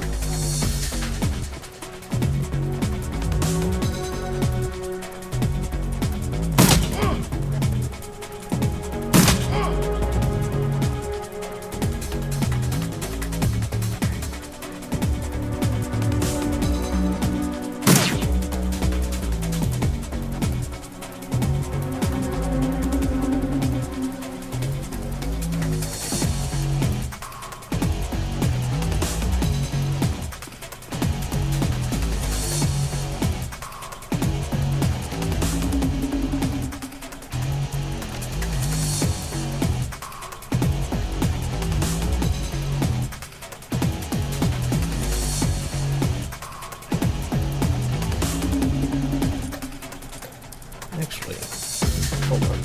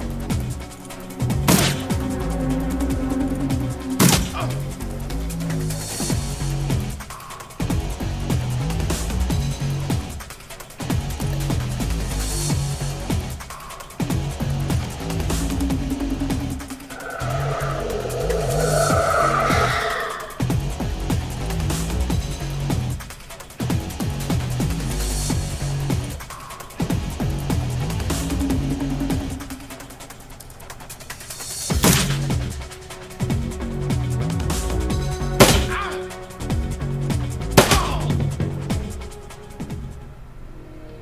There.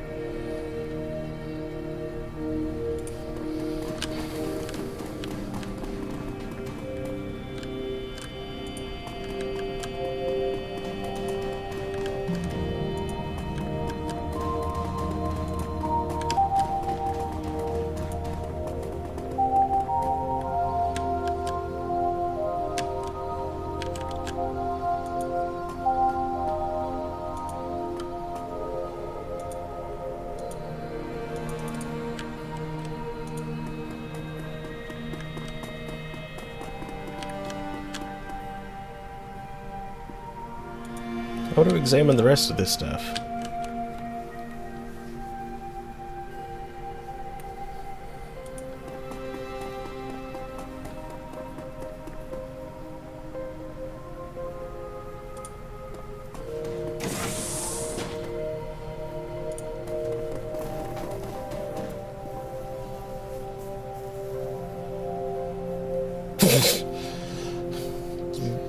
Yes, confirm. That would be bad.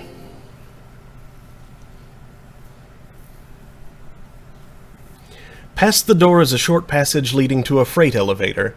You hit the down button and the elevator rumbles its descent. Resembles its descent? I can read. I swear. Past where a basement would be. Past where a parking garage would be. The doors open to a very different environment from the one you left. Gone is the airy, soothing atmosphere of the Brotherhood's public face. The corridor leading from the elevator is utilitarian and sterile, the spa music replaced by echoing nothingness. Somewhere ahead, far below the Universal Brotherhood, is Sam's twin sister. Somewhere ahead, beneath a veneer of unity and belonging, is Sam's killer. The same woman, Jessica Watts.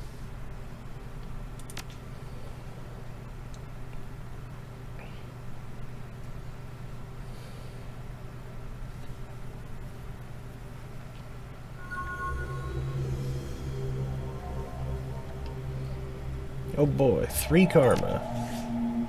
I have 6 to spend. Is that enough for anything?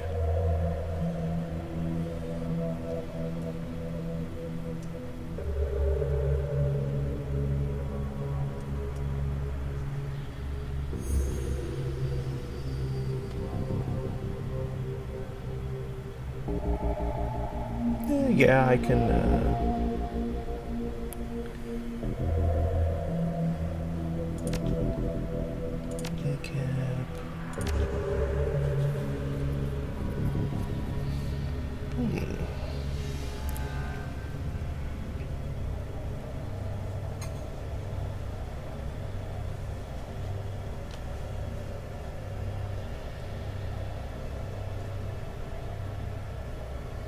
perhaps I'll just increase my dodge rating.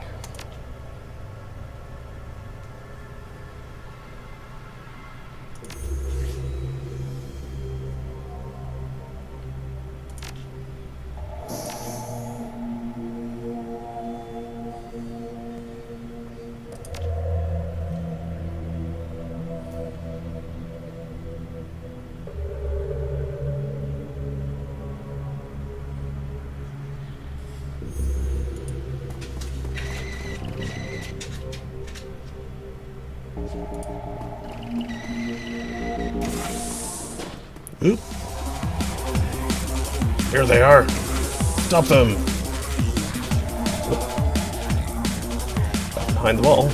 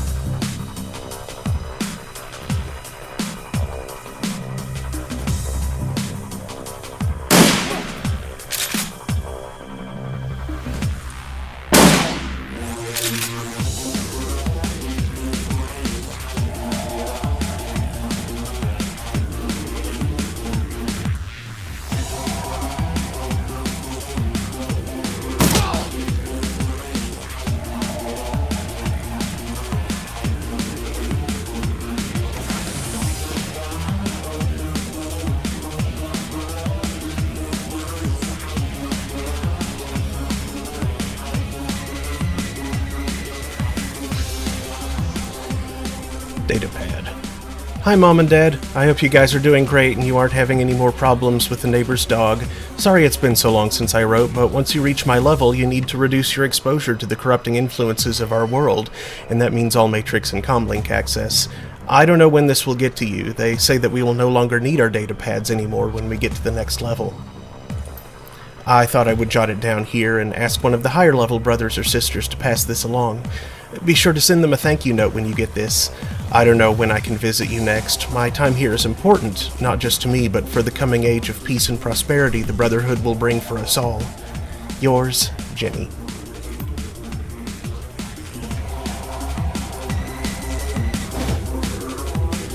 Basic medkit.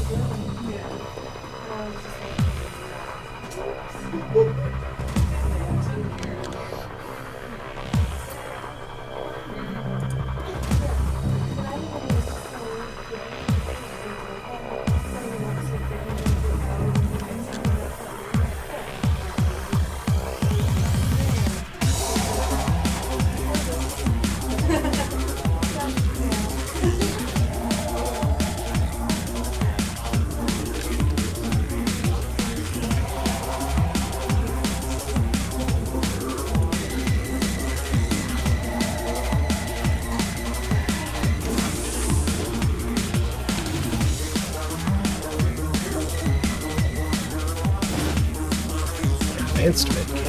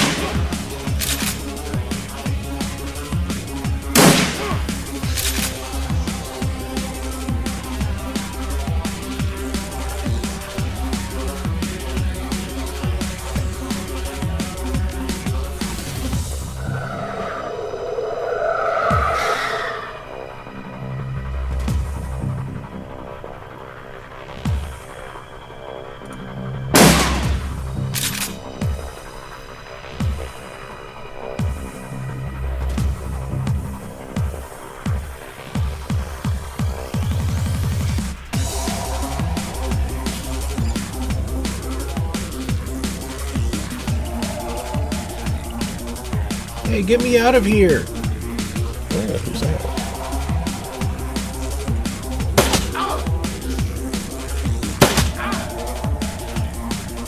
This guy's squishy.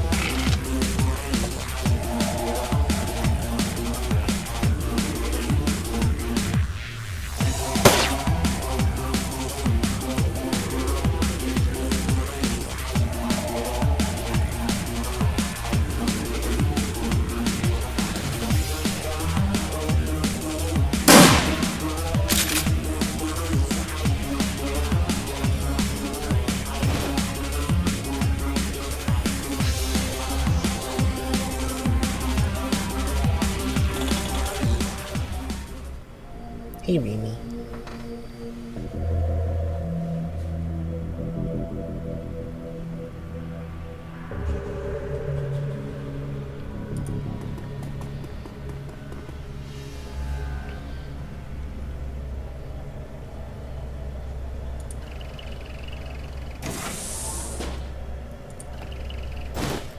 Searching through the desk, you find a list of money transfers made by the Brotherhood.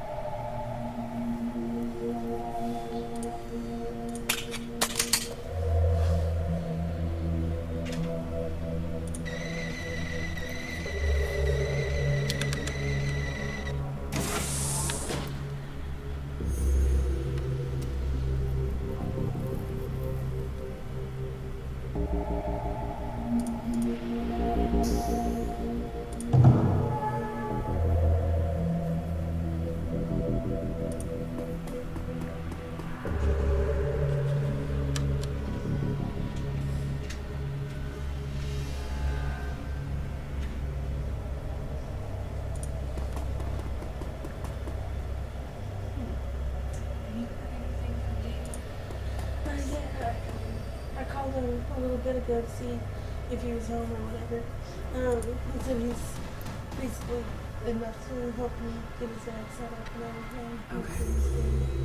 Because I did get a text from him, but he was much earlier. I'm going to hold right here for a moment and go record my life real quick. I'll be right back. Please ignore these messages from our sponsor. Gonna giggle every single time. He did say that the occupational therapy rehab thing that his dad was going to, Yeah. that it looked like it was going to be beneficial, but that it would probably eat up Daniel's Monday and Wednesday mornings that he, had to take him and whatever, and so that he'd be taking time off from work or whatever from that. Yeah. Keep moving my cups around. Yeah. Because this time it's not induced, so it would actually stay in Ooh, yeah. And soak sugar into the carpet and drop it and stuff. So. And we haven't done too bad with bugs overall. We did have a bug spray service that would come out like every 3 or 4 months or something. They didn't spray inside, but they spray outside around the house. And that did, a pretty good job of keeping them out of the house. But then their price kind of kept going up. And, and then when more couldn't work, we'll cut that out, and Yeah. you know, stomp on the bugs or whatever. Right. But mostly we still haven't had too many.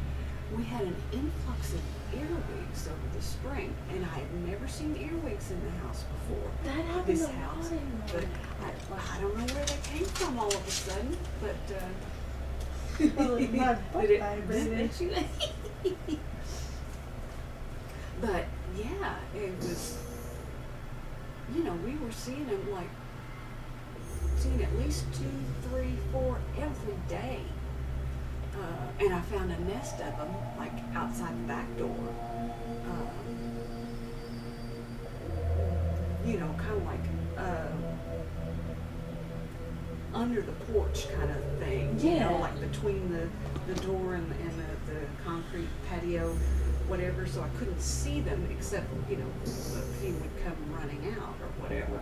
And so I sprayed some bug spray down in there, and you know, tons started pouring out. Whoa. And I'm just grossing out because they're ugly little fuckers. And they're gross. Mhm. And when you step on them, and they just leave this greasy trail, and Yeah. it's just kind of brownish. And it's just, it's horrible. The only thing we get is camel crickets, which I'm actually okay with most of the time. Now, the first year that I moved out there in Noble, in that house, oh God, they freaked me out because I'd like wake up with them on me. Oh my in the middle of God! the night, and I'm like, Yeah. "Bah." See, no, But they eat. When John brought me the first time, yeah. they ate the vegetables. Like I wasn't there for like a year and a half, and then they were all gone. Eggs and all. Wow. You can see remnants of them who they had been eaten. Yeah. Yeah, they will eat each other. They'll eat tinfoil. But What's the difference between a camel cricket and just a regular cricket? Is there a visible difference? Can you yes. tell by looking? Okay. So you know how regular crickets, they almost look like a big roach with wings? Yeah. Uh-huh. These are like this, like their bodies are like this tall, and then they've got the long legs and everything, and they're more like almost that color instead of the dark Okay. brown. I don't And guess they so. jump way higher. Oh shit, that would really scare me. Yeah, see, crickets to me they're like jumping cockroaches. Uh-huh. That's what the These big look like cockroaches. spiders that's almost. what I think about them. So Right. that's why I don't like crickets. And even I like Jiminy Cricket. Jimmy, Right. he's a nice guy. He's a good fella, you Yeah. know, and he sings pretty and everything. Mhm. But that's the only cricket that Yeah. I can handle. The others, they freak me out. I don't like them. I don't like things that jump. I got a little upset when I was a kid because, you know, my family always called me Katie. Mm-hmm. So my grandma would call me Katie did. Yeah. And then I saw this little green thing on the screen or whatever, and I was like, hey, Grandma, what's that? And she kills it, and she's like, it's a goddamn Katie did. I'm like, what? Just turns out they'll eat your screens, and she told me, like, how bad they are, and I was just like, then why do you call me? Yeah, really. I would have thought the same thing. Yeah. But yeah, we've only had like this year we've had not as much problem with the camel crickets, which kind of would have rather they'd been in that bedroom, but whatever. But we've had a few spiders and scorpions. Oh There's my been like God. 4 of them. Oh shit. No, I haven't seen a scorpion in this house at And all. little Thank ones God. too. Like I used to get at where I grew up, but they would always be in the bathtub and no big deal. Well, I saw one of them, and it was really bad. I'm glad I had already done my business because I used to last the toilet paper. Yeah. And the toilet paper rolls are sitting right there, and I went to grab one, and I'm like, there's a scorpion on top of it. Oh my I had to God. go kill it. And then I was walking around barefoot because we always walk around barefoot. Yeah. And I literally say that dot right there is the Yeah. scorpion. And then I went, hmm? Then I started wearing the flip flops around the house. Yeah. Yeah, I wear these. I wear them so much there's a hole in my toe there. That's like, no, don't want that. No. Yeah, those scorpions scare me to death too. Yeah. And because they look evil. I mean, they look like they enjoy stinging people. You Yeah. know? It's like, I'm gonna get you. You're thinking I'm gonna sting you, and it's gonna hurt. Yeah. You know? And it's like, I don't even care if you kill me, because I'm gonna sting you first. I'll get you before you get me. And if they see you, they'll rise up too. They'll be like, this. Yeah.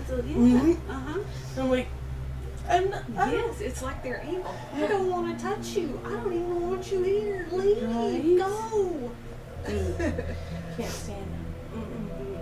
Yeah. I have a thing with spiders. Like, most spiders can chill in the house. I like them in the house. I'm like, yeah, you can be bugs that come around. Yeah. We can be buddies. But certain spiders, like, if they're big and creepy, whatever, I will, like, say if I have an empty cigarette pack or something, it'll be one of those. Yeah. Scooch, go outside. Yeah. But Black Widow, kill on sight. Yeah. Brown recluse, kill on sight. Yeah. There's only been one brown recluse that I saved, and that's because I didn't recognize what it was until I already had it in the cup and everything, and I was just like, I wish I hadn't saved you. Yeah. But it's too late now, because now there's not an easy way that I can kill you. Yeah. Okay. And protect Go myself outside. at the same time. Yeah. And that one was on my bed. Oh my God. Oh, no. Yeah. Well, yeah. Thank God. We've wolf spiders. Yeah. We get wolf spiders in the house because there's a fair number of them outside. So, and I've gotten to where those don't really bother me. They move fast, so that always. I just by reflex I jump if they if they go zoom. It's a startle reflex, and I can't help myself. But yeah, technically I'm not afraid of spiders. I'm not really afraid of spiders in general, but I don't want them crawling on me. Right. Even like people say, oh well, the tarantulas in this part of the world, they can't hurt you. They're not poisonous. In South America, some of them are quite poisonous, or wherever it is they're from. I said, but these can't hurt you at all, and they're kind of soft and they tickle and they say, I'm sorry, I would let one like I can't. no. I can't handle that. I'm sorry. I'm not gonna kill one. Right. But if I saw one in the house, I'd be like, hey, let's get you in something and take you outside. And take you outside. And I'd probably sit there and chill with you for a minute. Yeah. And visit with you. Yeah. But please don't crawl up my leg or anything like that. The only ones I've ever let crawl on me are daddy longlegs, and it turns out they're not actually arachnids. They're not spiders. I think I had read that. Yeah, they're closely related to a mosquito, and they are very venomous, but their little bitty things are so small they can't actually pierce our skin or anything. They can't get to us, so they can't bite you. Yeah. And I don't really want to because they're cool. Yeah. And my grandma had this thing she learned from her grandma. Ask Daddy Longlegs which way the wind's blowing, because that little bit of air will make them go like that. Or which way are the cows? That way. The Daddy Longlegs were my buddies as a kid. Those and the roly polies. Yeah. I love to play with the roly polies. Oh. They crawl on you and then and they do tickle so much. They tickle. Yeah. Those were my buddies as a kid. I would sit out on the back steps and just play with Daddy Longlegs and roly polies. I'll never forget, the big water bugs that look like giant roaches? Yes. I thought they were roaches. I'll never forget. Because you remember the old school wood paneling on the wall? Yes. That's what we had. Yes. And I saw one on the wall and I went, we got a cockroach. And she came over with the fly switch. She's like, that's not a cockroach. Smacks it, kills it, and she's like, that's a water bug. I was like, oh. Oh, still don't like them. Yeah, no. Don't like them. Because if it's easier, they will fly. They don't get up and fly from the ground so much, but they crawl up someplace and then they decide they want to be over there. Well, instead of crawling down, they just kind of fling themselves off and flitter. Freaky. I can't. Same with can't ants. handle those. I'd rather have the big black ants than piss ants any day. Yeah. Because the big black ones, we would get ant infestations in that trailer all the time. Yeah. Put cinnamon on the windows and try. Yeah. But the big black ones, you feel them crawling on you, and then they bite you, You know, it was just one of those. It was almost like a nail hitting you or something. Yeah, you know, just something. It was pissing. It's like just getting stabbed or something. Stab, yeah. And then like a sting. Yeah. It's like, yeah, like there's some sort of venom that they Hate that those they send things. in with the sting. And Yeah. it just eats you.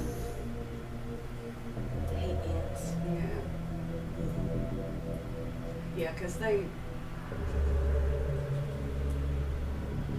it's so easy for them to get in. They will do it. You know, I mean, lots of bugs get in the house, but you know, I find ants in the house, I kill them. I'm smushing them. And then you have to make sure you clean with bleach or something because They'll the follow scab- that trail. Yeah. Yes. They release some They'll kind of scent that everybody goes for. follow. Yeah. Same with wasps, apparently. Oh gosh. But I hate wasps. can't stand I wasps. love bees. But Yes, wasps, yeah. Me and Melissa were walking the other day, so I spent some time with her after we moved the stuff and everything, and we walked to the store, and there was a big old bumblebee on the flower, and I stopped. I was just like, hey, hold up a minute. How's it going, buddy? Yeah, even though it's the same color scheme as like a yellow jacket, which I hate, Yeah. but bumblebees with that same yellow and black and the stripes and whatever, I think they're cute. They are, and they'll sit there. I've just been outside smoking a cigarette before, and they'll like land on you, and they'll just crawl around. And I'm just like, yeah, cool. Okay. Well, now that's I wouldn't really want them on me, but I do think they're cute, and you know, and I like honeybees because they're so important. Yes. You know, we need them. And, Definitely. One reason I even let them on me is because like I don't want to risk hurting them by accident trying to move them. Yeah. And so I'm just like, Yeah. And then And smoking if they get mad and yeah, you know, then you can get stung too. Just you know, 'cause I'm just trying to help you on this Right. flower over here. And then but, they you die. know, yeah. If you are smoking them, if you've got something that you can create smoke or whatever, you can pretty much like I've done this. Just like the smoke calms them down, and then they're just like, what? And then they go off somewhere. Like they're stoned or something. Yeah. That wasn't even anything chemical. Stoned for. Either that or take the like, oh, there's one on my arm. Okay, yeah, here's a flower. Oh yeah, there was a flower. Good job. Yeah, I did get stung by a bumblebee once, like 9 or 10, something like that, I guess. I was standing right up by a honeysuckle Oh yeah. bush shrub thing. And yeah, we used to pluck them and then pull the end out and get the little bit of nectar at the end. It was only a tiny bit, but it was sweet and you know, and it smelled sweet, smelled pretty. So yeah. But yeah, it was just. But now we weren't picking the honeysuckle, but for some reason there were a couple of us just real close, like looking into the bush. I don't know if we thought something was hidden in there or what, but yeah, looking in. And so I was standing up very close and looking, and here comes out a bumblebee Oh. who I guess is, I'm tired of these damn kids in my front yard, and came out, landed on my lower lip, and stung me on my lower lip, and then you know, of course, just within moments, the lip starts swelling, and you know, and it's giant. Dinner lunch. We wanted to do lunch. Oh, sure. What is he picking up? I have no clue. He just asked. He said, heading home shortly. You guys want to do lunch? All right. Yeah, so then I had to ride my bike home with one hand up in front of my mouth so nobody would see this giant. Because to me, I mean, I was sure it was swelled to this Right. you know, and just dangling down to my belly button. It wasn't, but that's what it felt like to me. Like, you can laugh at my huge swollen lip. Did you get punched in the mouth, or? No, it was when I got stung by a Oh by yeah, that bumblebee. I remember that In story in now. the honeysuckle bush. Yeah. You want some more? Yes, please. Thank you. I'm gonna go into the kitchen because I just found out something horrifying. All right. Let us continue. The young elf woman is clearly shaken from being locked up and seeing her jailer killed in front of her eyes. These people are insane! I've been a prisoner all night, and I heard noises. Hey, TJ.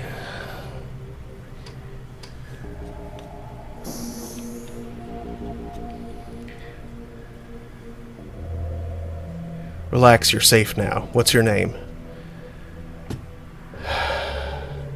Marie Louise.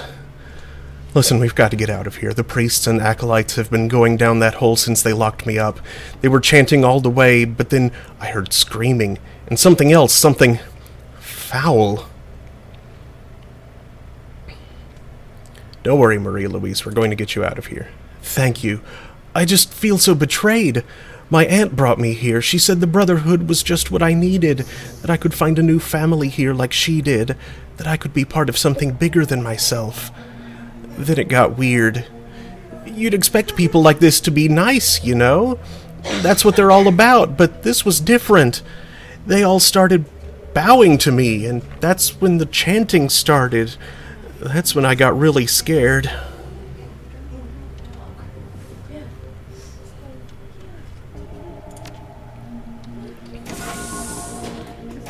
Uh-oh.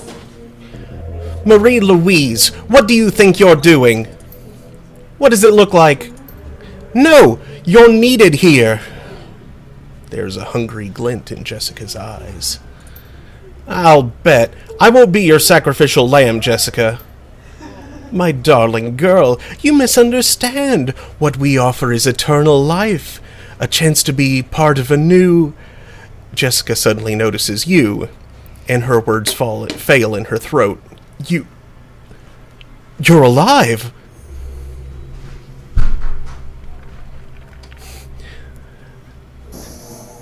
I don't die that easy. So it would seem. But I'm glad you're here.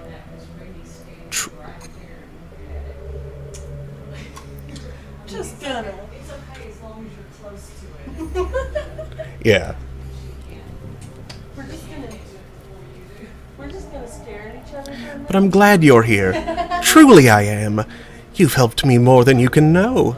Further opened my already wide eyes. I thought I understood my feelings toward Sam. I thought I knew why I needed to put him and my old life behind me. But Sam represented so much more. This world is sick, you see. Humanity is sick. And perhaps better than anyone, Sam embodied that sickness. He cared nothing for others. He barely cared for himself.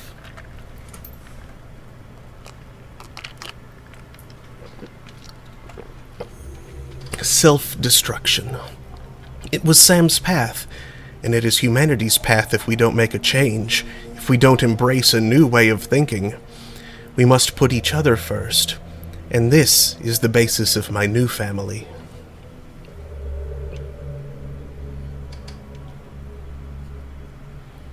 The Universal Brotherhood is a cult, not a family. I'm not talking about the Brotherhood. They're sheep. Servants and sustenance, or if they're very lucky, hosts for my new family members. My true family. There is a new world coming, Pantapuck, and it's beautiful, ordered, safe, unambiguous. A world where everyone knows their place. Imagine it. A world without chaos, without selfishness, or any other human failings. No one to betray you, or hurt you, or... Listen to yourself. You don't even sound human anymore. Soon I won't be. I will transcend, becoming part of something bigger than myself. But first, I think it's time you met my new family. They're eager to make your acquaintance.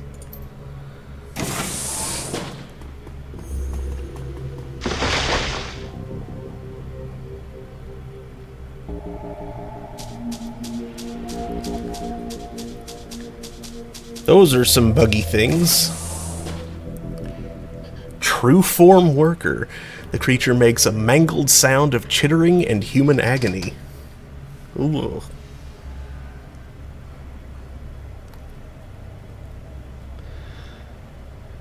So, like, she's going to turn into an ant? Ants are the ultimate life form? Oh, dear. Holy crap. Don't be afraid, darling girl. No one will hurt you. You are our queen. She locked us in, but I can get us out of here. Last night they were holding me in the next room, the one with the computers. I jacked into one and was hacking their security system when I tripped the alarm and got caught. They threw me in that cell and disabled the jack points, but I can fix them. Just stay behind us. Look, I went to the best school in the country for matrix engineering. I know what I'm doing. They locked the nodes down, but when they caught me, but I slipped in some code before they did, so it has to be me that jacks in. Just hold them off and let me fix it. What about intrusion countermeasures? I write IC as a hobby, okay? Just trust me, and keep that thing away from me. How entertaining! I'm glad you weren't killed at the cemetery, Pantapuck. It will be much more fun to watch you die.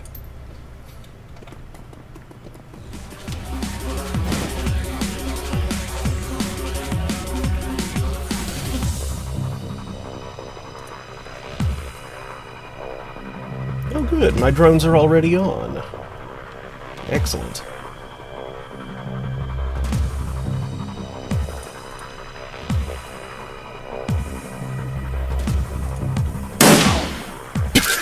One shot! Bam! Smeared him on the floor.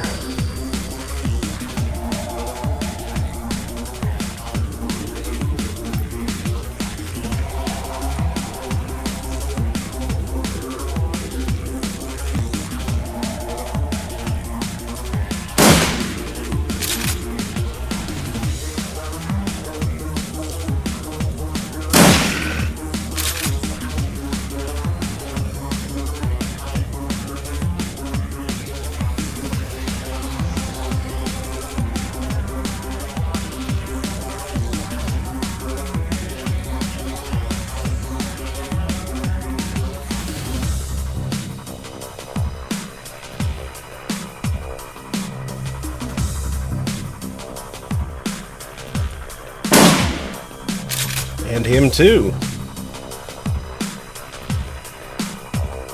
They just don't make cultists like they used to.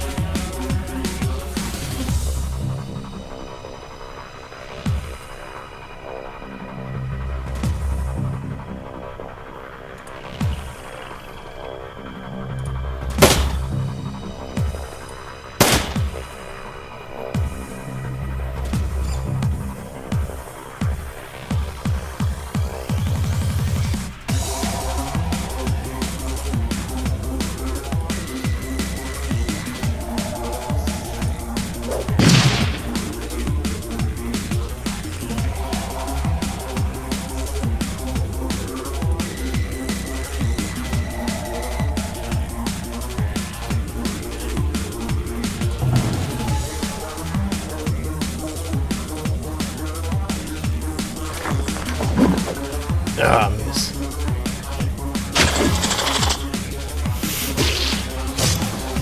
Ha.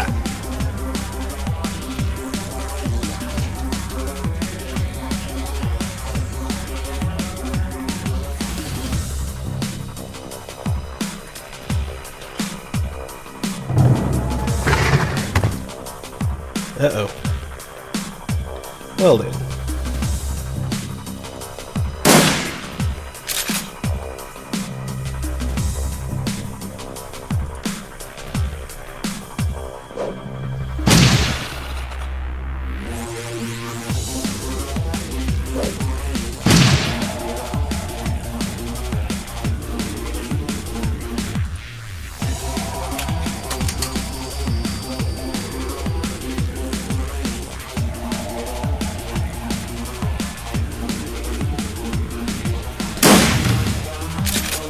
Very good.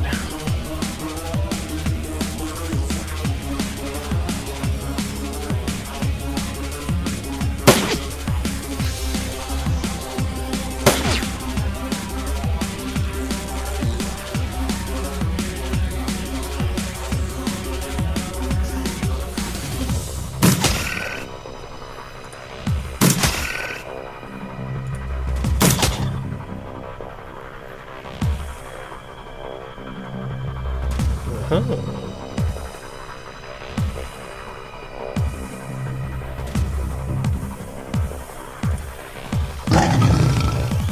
Nice.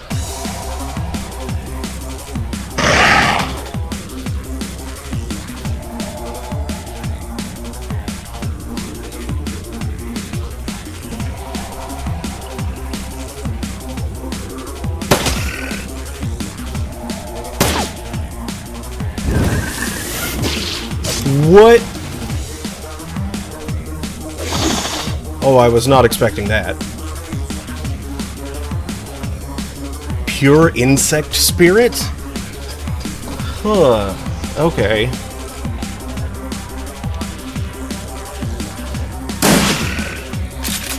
Immune.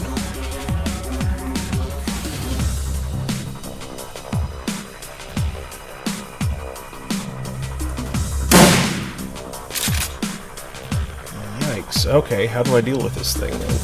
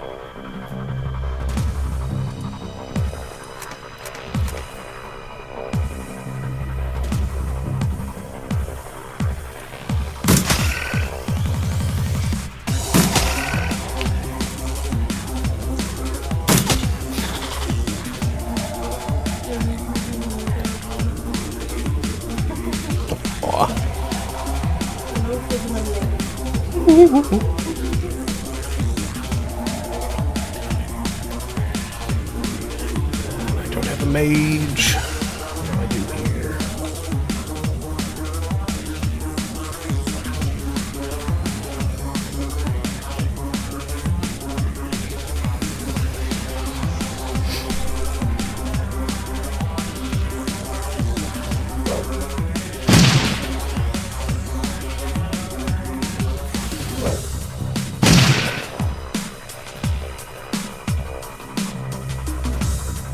I'm really not sure what to do about this.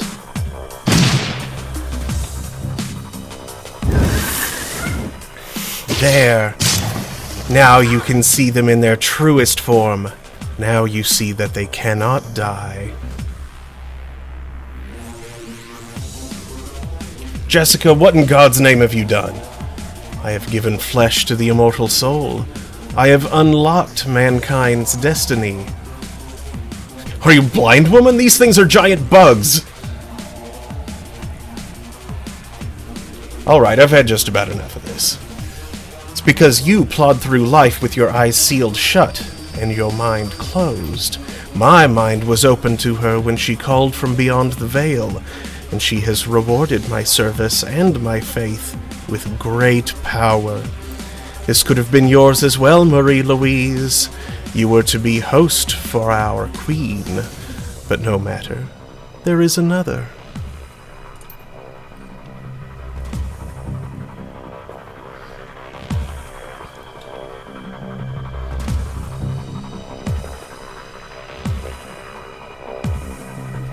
All right. In she goes.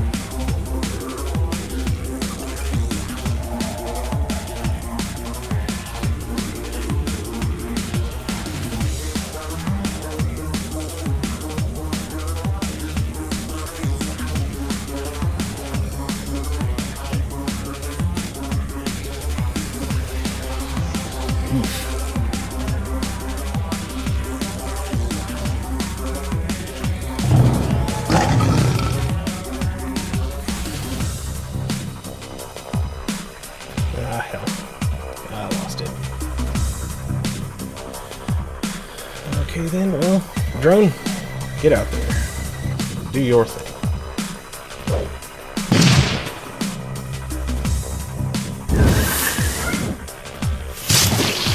Ow.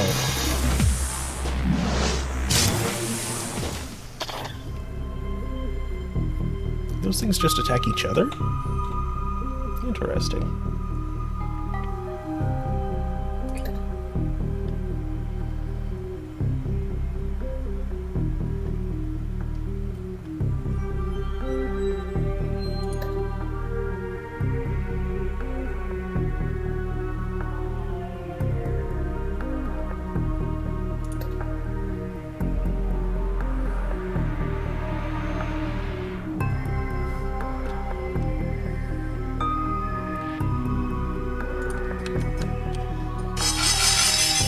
Oh dear.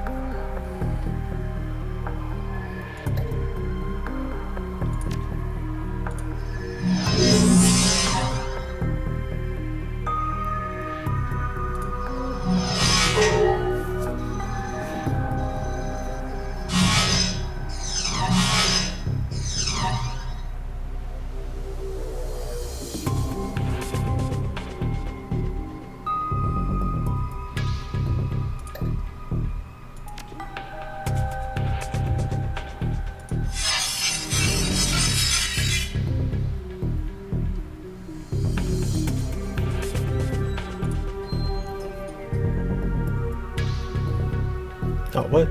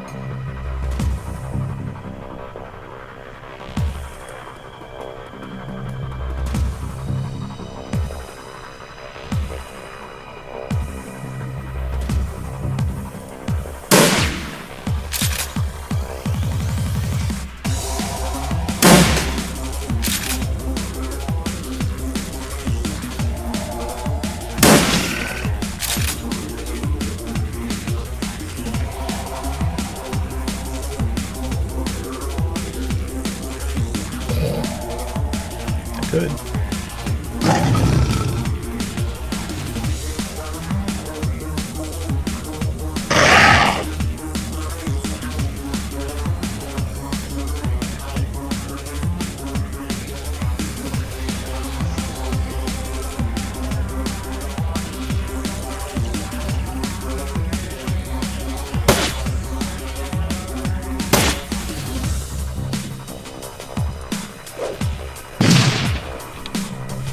Oh, my phone is ringing. Hello?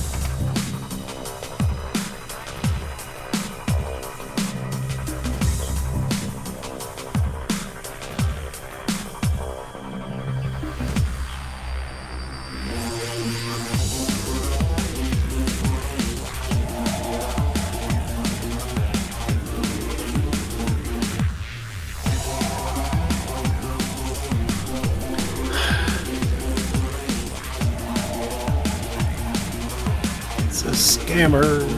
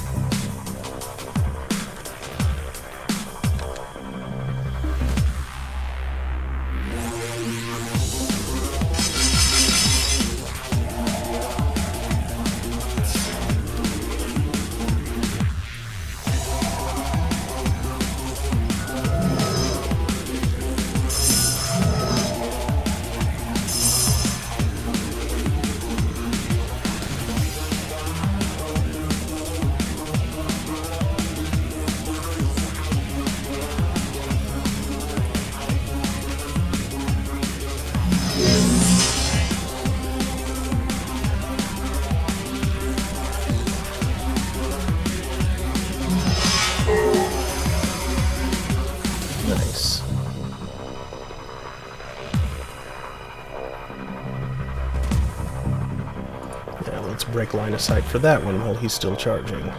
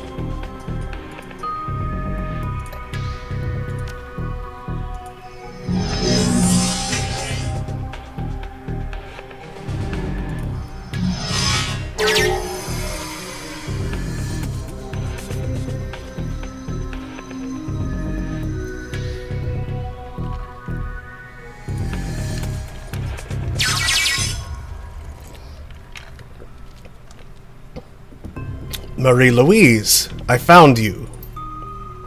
Hakeem, is that you? Call me Samedi, please. We're in an unsecured node. Hang on, I'm running a decoy operation with a mirrors utility to mask you so the rest of the Brotherhood's grid doesn't swarm you with ice. How did you find me? You leave a very distinctive trail, Emil. You need to work on that. Now what the hell is going on here? There's no time. The next level the Universal Brotherhood is always talking about. I think they transform into bugs. I had heard some rumors on Shadowland, but this is worse than I thought. I warned you about these people. You've got to get out of there.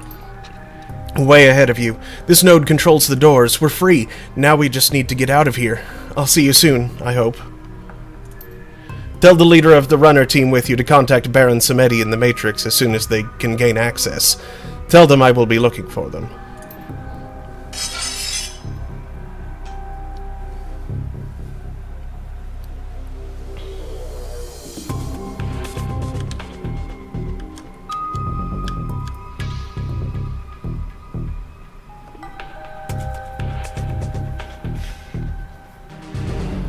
So I did just... yeah, I did. Okay.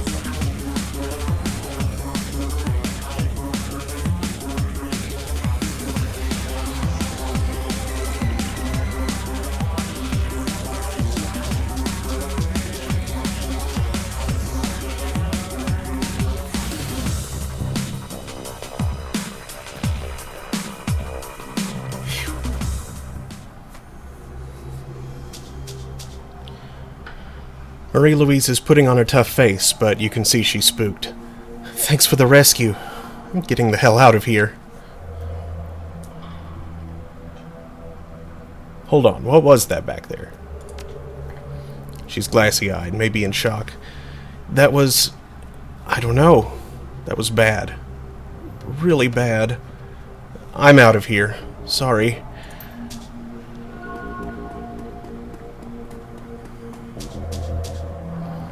The image that suddenly lights up your comlink is clearly a non-standard transmission. Whoever it is, they're using the Matrix to tight beam their avatar's face instead of their own.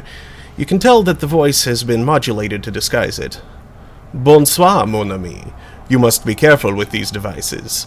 They can be hacked if you are not careful. Who are you, and how did you get this comlink code? Forgive me, I am the Baron Samedi. Perhaps you have heard of Samedi. He is a decker of unique gifts. Some have gone so far as to call him a technomancer. We have a common knowledge now, and we share a common purpose. I'm listening. The girl, she is important to Samedi. He is grateful for your timely assistance to her, and he finds himself in a position to return the favor. Samedi knows the one you are after. He knows, and he can help you get to her. But this comlink, it is not a secure connection, is it? No, we need to meet face to face, so to speak, in cyberspace. What's your stake in this business? The one you are after poses a grave threat to many, but that is for later. We must hurry now. Suddenly the Baron's flowery speech is gone, and he's all business. Get to a secure jackpoint. Enter Shadowlands. I will meet you there. Bon voyage. The Baron grins, and his image flickers away. I want to do makeup to look like him. That might be my next Halloween costume.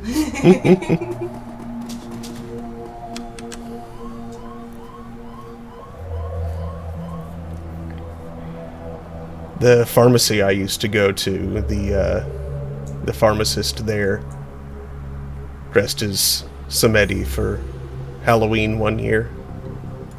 Nice. Most of the rest of the staff looked very Dia de los Muertos.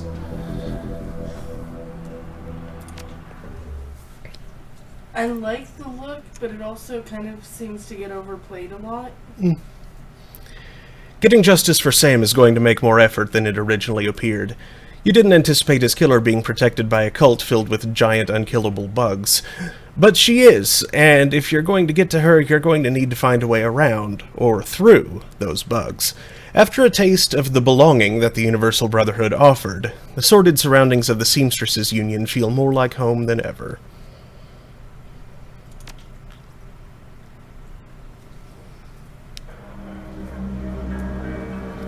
And that, I believe, is a good spot to end for the day. Thank you for watching, folks. I'll be back with more of this tomorrow afternoon at about 3 p.m. Eastern. And tomorrow evening at 9 is Thursday Throne, where I will be continuing La Pucelle Tactics. So, thanks again. And I do hope to see you all next time. Save and quit.